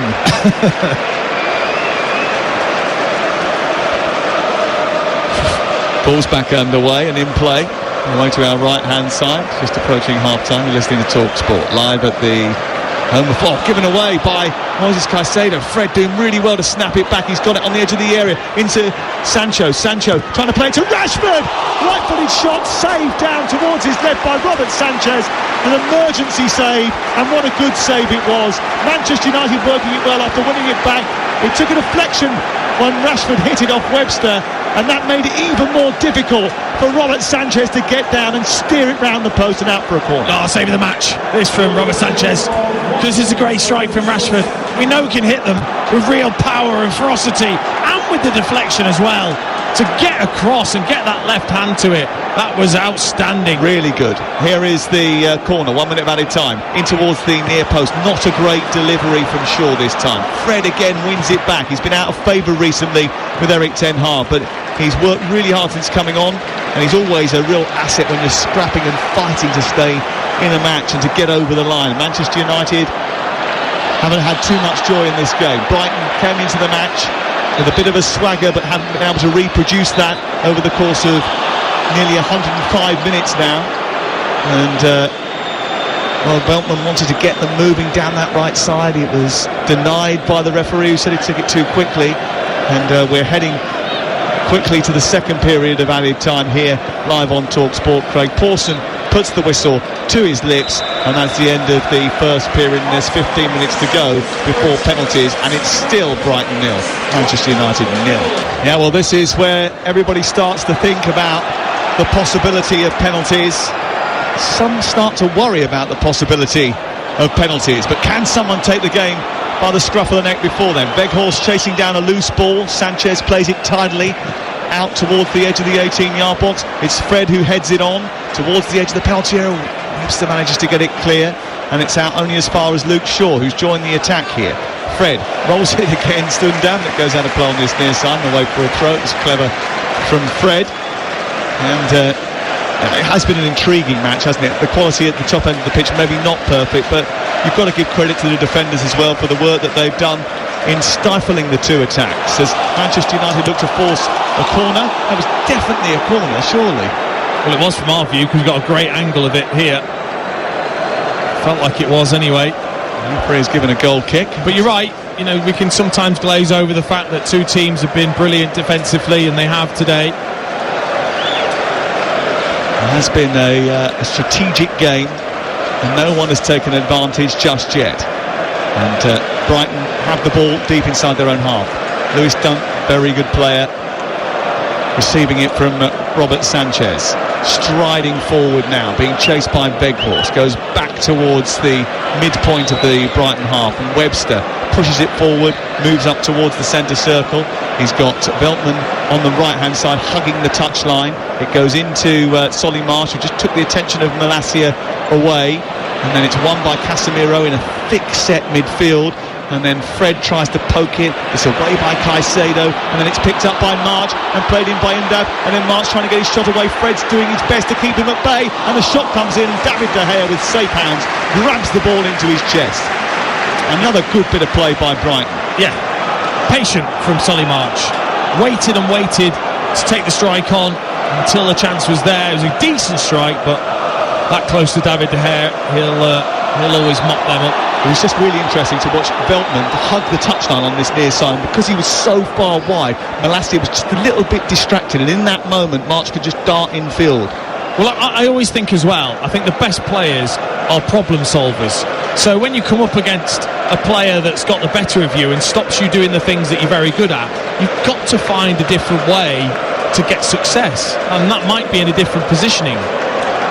Gross loses the ball in midfield. Fred turns it over, and then it's fired by Sabitzer to the far side, and then midway inside opposition territory the ball's helped on by Sancho into Dalot trying to take on Matoma. He gets to the byline, produces a cross, it's over the head of everybody, and Rashford is now chasing to try and keep it on this near side. It's not going to get there, it goes out of play, and it's away for another throw-in.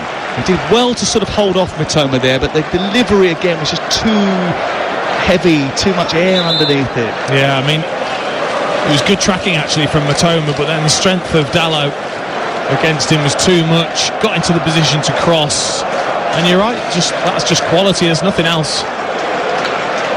Casemiro nicking it off McAllister. We're into the 19th minute of the extra time, and we looked as if we're heading for penalties, and that is something that will I'm sure send a shiver down the spine of those who support Manchester United and Brighton as they look to try and find a way into an FA Cup final. Manchester United for the first time in 5 years, and Brighton for the first time in 4 decades. Ball sent forward by Brighton, dealt with by Lindelof. Actually, to be fair to Victor Lindelof, after being out on the sidelines for so long, he's had to produce a decent performance today to get through the game. He's done quite well. He's got better actually as the game has gone on as well. I thought second half of normal time, I thought he was very, very good at covering the space in behind. Luke Shaw's again has just fitted into that left-sided centre-back position beautifully. He's done really well for Erik ten Hag whenever called upon in that zone. Upfield it goes towards Weghorst, a flick on which Sabitzer chases with all his might. He doesn't quite get there, but Veltman cuts across and brings it out of play. But United pressing for it, and they win it back between Sancho, Weghorst and Casemiro. It doesn't turn over and turn into an attack, but it does mean that Lindelof can play it forward, and Veltman dragged down Rashford as he was looking to escape in behind, and the referee has called free kick. And if that's the case, is it going to be a red card or a yellow for Joel Veltman? Well, there is consultation here. Well, I mean, I'm not sure Rashford's getting it, to be honest. I don't think he's getting this. I think this is going right the way through to Sanchez anyway, but it's definitely a foul for me. Well, has he given it the other way, Dean? Has he given it against Marcus Rashford? Well, he makes the run, just arcs his way in. There's a coming together. I mean, to me it seemed like Rashford was away and Veltman fell on top of his legs, but I don't think he's getting anywhere near the pass anyway.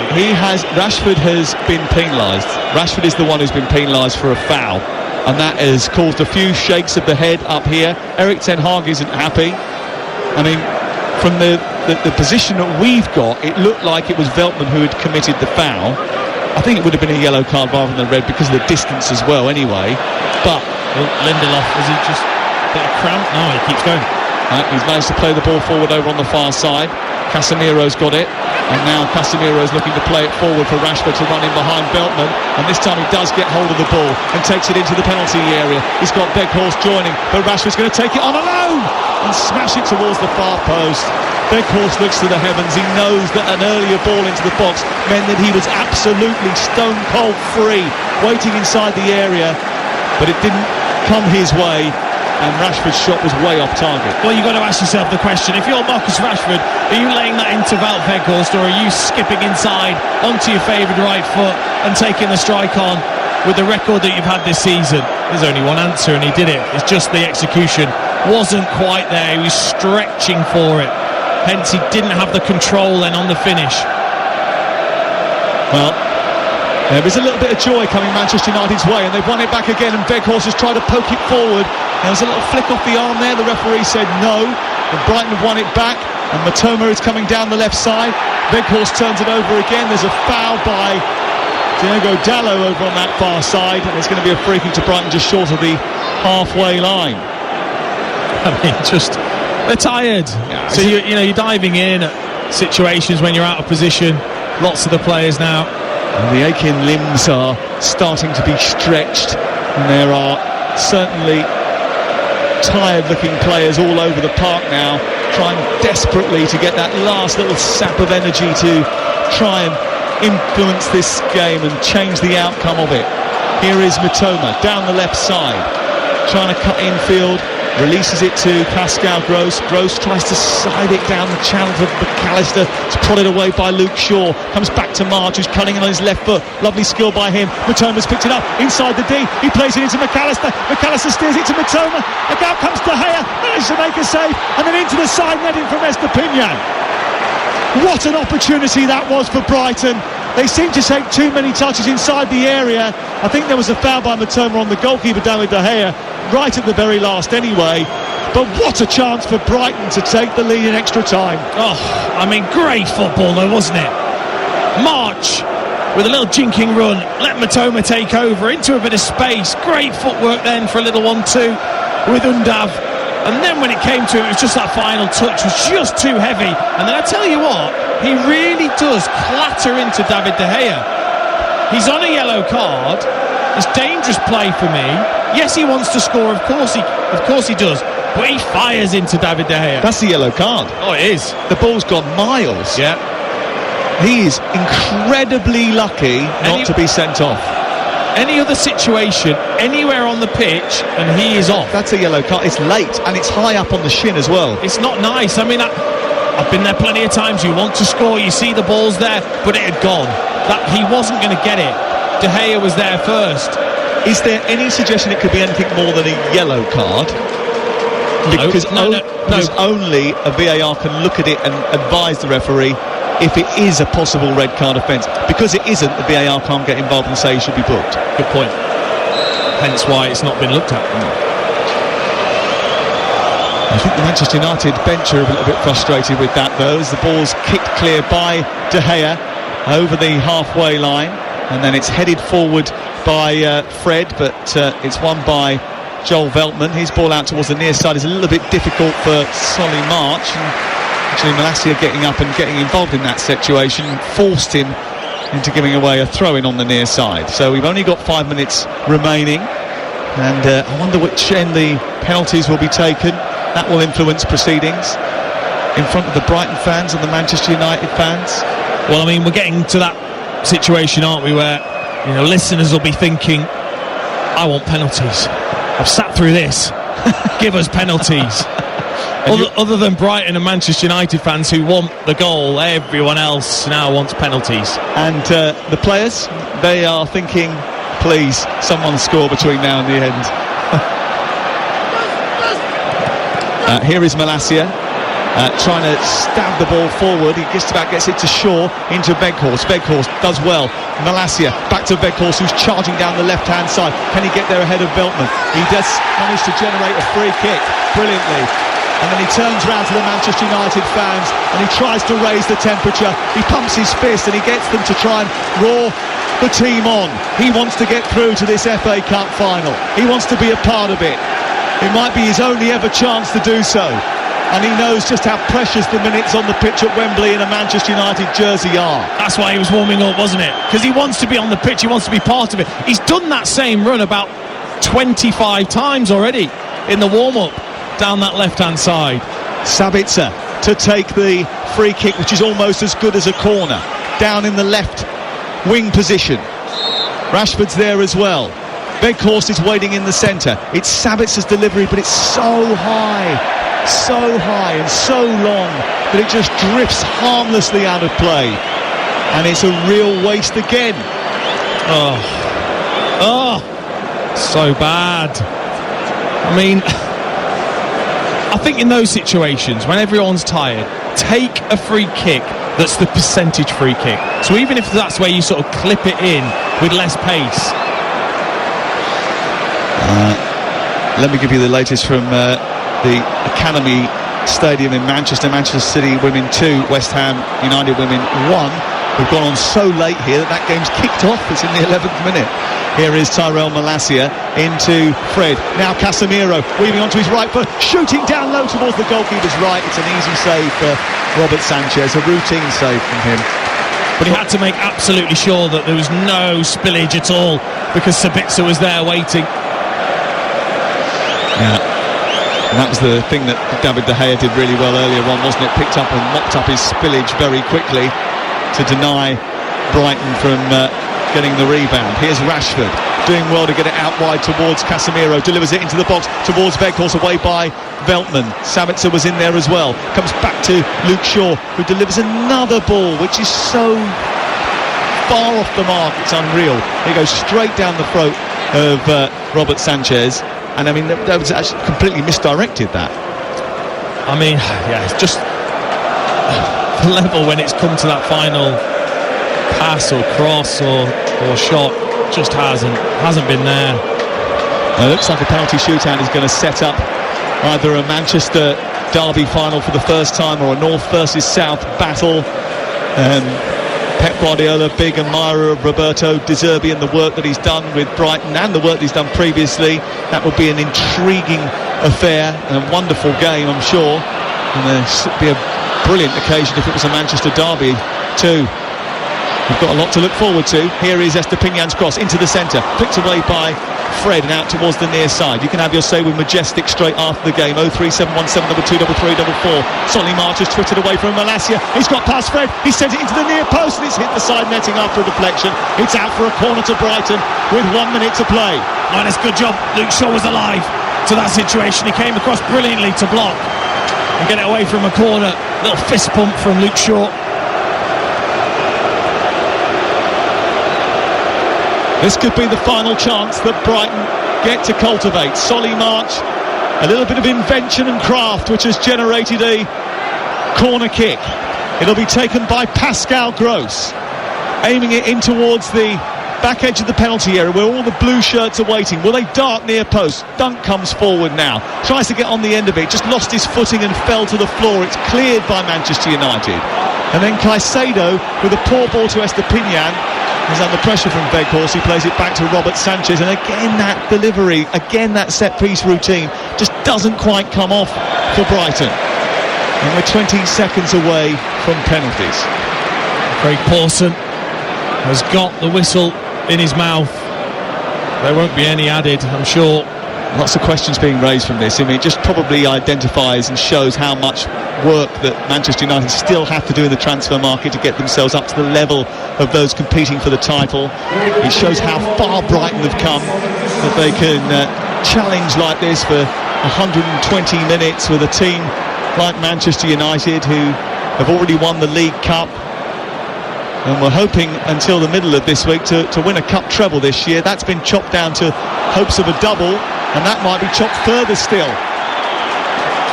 There is one last throw of the dice. We've played the 30 minutes of extra time. There's one added minute at the end of that. I don't know how. Craig Borson has allotted it, and there is a free kick to Manchester United in the centre circle. And Luke Shaw is going to toss this into a dangerous area. Wout Weghorst has got form in terms of scoring late goals that can turn the tide. Remember the World Cup? Maybe. Here is Shaw, not with a delivery like that though, because he's just planted it straight into the arms of the goalkeeper. Even he wants penalties. Even he knows we deserve it. Well, we're going to get them. And after 120 minutes in which these two teams have tested each other and probed one another and tried but failed to breach each other's defence, we are going to decide who plays Manchester City in the 142nd FA Cup final by means of a penalty shootout. Brighton 0, Manchester United 0. Alexis McAllister, 5 from 5 penalties this season so far. Will take the first one in front of the Brighton fans away to our right-hand side against David De Gea, who doesn't have a good record when it comes to saving penalties at all. He doesn't usually get too close to them. Can he change that narrative today? The rain teeming down. McAllister spots the ball, steps up, smashes it into the top left corner. De Gea goes the wrong way, and Brighton take a lead in the shootout with a very good penalty. Yeah, and there's a man that does take them. The process was accurate. 1, 2, 3, 4 steps back, takes his time, positive run up, sticks it the other side of David De Gea. Brighton went out of the League Cup on penalties to Charlton earlier in the season. Casemiro now stepping up for Manchester United, places the ball on the spot. It's their first penalty in front of the Brighton fans. The Brazilian takes a big run up to the edge of the penalty area. Robert Sanchez is standing between him and the goal. He steps up right-footed, slides it along the fore and into the corner of the net, and it's 1-1 in the shootout, and it's a terrific penalty from Casemiro. Yeah, this would be my penalty. Run up as if you're going to smash it, and then firmly side-foot it the opposite way. Pascal Gross, the German, taking the next penalty. Now, he missed in that shootout against Charlton down at the Valley earlier in the campaign, so he's got a wrong to right here at Wembley Stadium. He would love to ram this straight down into the corner of the net in front of those Brighton fans, and there's a little bit of tension doing the rounds. The Manchester United fans just whistling a little bit. It's a short run up from Pascal Gross, who steps up right-footed and high into the corner of the net. A release of frustration, a beat of the chest, and it's 2-1 Brighton in the shootout. Yeah, magnificent penalty from Pascal Gross. Just a ping right into the top corner. You know it's good when it hits that back corner of the goal. Great strike. Diego Dallo to take the next penalty kick for Manchester United. He's been switched from right back to left back and back to right back again over the course of the 120 minutes. This looks a very straight run up from Diego Dallo, the Portuguese. The flags behind the goal, the blue and white ones, are being waved with gusto by the supporters as Dallo faces down Sanchez and steers it into the bottom corner, wraps it into the bottom corner with real venom. 2-2. Fair play, Diego Dallo. Again, feels like he's practiced that. Walks back straight, little jink to the left, couple of stuttering steps, drives up, brilliant firm side foot, even makes a little noise the back of the goal where the stanchion is. Dennis Undav walks up to the spot. Bruno Fernandes watching on. He can't influence proceedings now, nor can Wan-Bissaka. Undav is going to take Brighton's third kick, the German, in from Union Saint-Gilloise in the summer. He's got a lot of goals there, but not here. He sends his penalty right in the net towards the far corner. David De Gea went the right way this time, and it snuck in at the side of the goal. A really good penalty from the German. Brilliant, absolutely brilliant, because David De Gea dives the right way and he goes reasonably early, but still it's right in the corner. Jadon Sancho, who missed a crucial penalty in the European Championship final whilst playing for England. It was at the other end, actually. He's going to take a penalty again at Wembley. Can he convert this one? It's 3-2 to Brighton in the shootout. This is United's third penalty. Sancho into the top corner. What a brilliant penalty What a great moment. He showed nerves of steel there. He puffed out his chest in front of the Brighton fans, and he slammed it into the top corner past Robert Sanchez. 3-3. Sexy penalty, that. Honestly, absolute arrogance with that penalty. I loved it. Just took his time, sent the keeper the wrong way, and just whipped it into that top corner. Pervis Estepinian is the next up to take the penalty and face the music. He faces David De Gea, who just goes through a little process of keep walking to the edge of the 6-yard box and trying to psych out his opponent. Pervis Estepinian places the ball down on the spot, takes a couple of steps back, the whistle blows from Craig Pawson, he hesitates and then steps up slowly, left-footed, drills it into the corner. Another precision penalty in this shootout where no one so far has missed. Oh, that was so confident. Really took his time. Some strange sort of bouncy, long strides that he took, but it was because he was waiting and he kept his eye on David De Gea, just waiting for a move and then sent him the wrong way. And now it's Marcus Rashford's turn, and we know that he has had his penalty perils before in this stadium, but he's been taking them from Manchester United ever since. He is not a man that usually is beset by nerves, but a chance to level things up in the shootout from Marcus Rashford in front of the Brighton fans. There's a delay here and he's waiting, staring down Robert Sanchez, and then curls his run up, steps up, hesitates, right-footed into the corner and scores for Manchester United. It's 4-4 in the shootout. Took his time, didn't he? Extra couple of breaths just to settle himself. But it's that same routine that I see him do time and time again. And with his power, if he gets it right, he's just not saving it. Well, Lewis Dunk's preparation for this penalty that he's about to take was to take penalties against Alex Crook on Brighton Pier. Let's see how he does in the heat of a semi-final shootout. The 5th penalty for the captain Lewis Dunk in front of the Brighton fans against David De Gea. It's a short run-up. He stares at the ball. Craig Pawson blows his whistle. He waits again, then stutters, right-footed and fires it into the corner, the bottom corner to goalkeeper's left. And he turns and cheers towards the Brighton fans. And Marcel Sabitzer now has to score the next penalty, otherwise Brighton are in the final. Yeah, his reaction says it all. The pressure was released when you hit the back of the net. Lewis Dunk has just shown all of that to his supporters as he sends David De Gea the wrong way again with that technique of looking like you're going to smash it and then a firm side foot. Marcel Sabitzer is on loan from Bayern Munich. He's been a key contributor to Manchester United in the last few weeks. Scored 2 goals against Sevilla. This to keep Manchester United alive in the FA Cup. He steps up, right-footed, and it goes into the net after a fingertip from Robert Sanchez, and Manchester United are still alive. That's just power. That's all that beats Sanchez, because he goes the right way with the left hand over the top. He gets a good hand to it, but it's the power. It's just the power that beats him. And sometimes that's what you need in a penalty. Just give it that extra little bit. Well, it's now down to Adam Webster, a £20 million signing from Bristol City. He's played in all 5 divisions of English football. He's now played at Wembley in an FA Cup semi-final. He's going to take the first of the sudden death penalties for Brighton. He places the ball down. De Gea stands in the goal, legs astride, ready to pounce. Hasn't managed to get anywhere near the penalties just yet. Webster, right-footed, slots it brilliantly into the bottom left-hand corner and then celebrates once again. And now it's Weghorst. Well, he's waited his chance. Webster, brilliant penalty again. David De Gea, for me, he's gone too early on about 2 or 3 occasions. Made it easy for the Brighton players. Well, Wout Weghorst has become a figure of fun for some, but he's valued by those who watch Manchester United regularly for his endeavour and his work rate.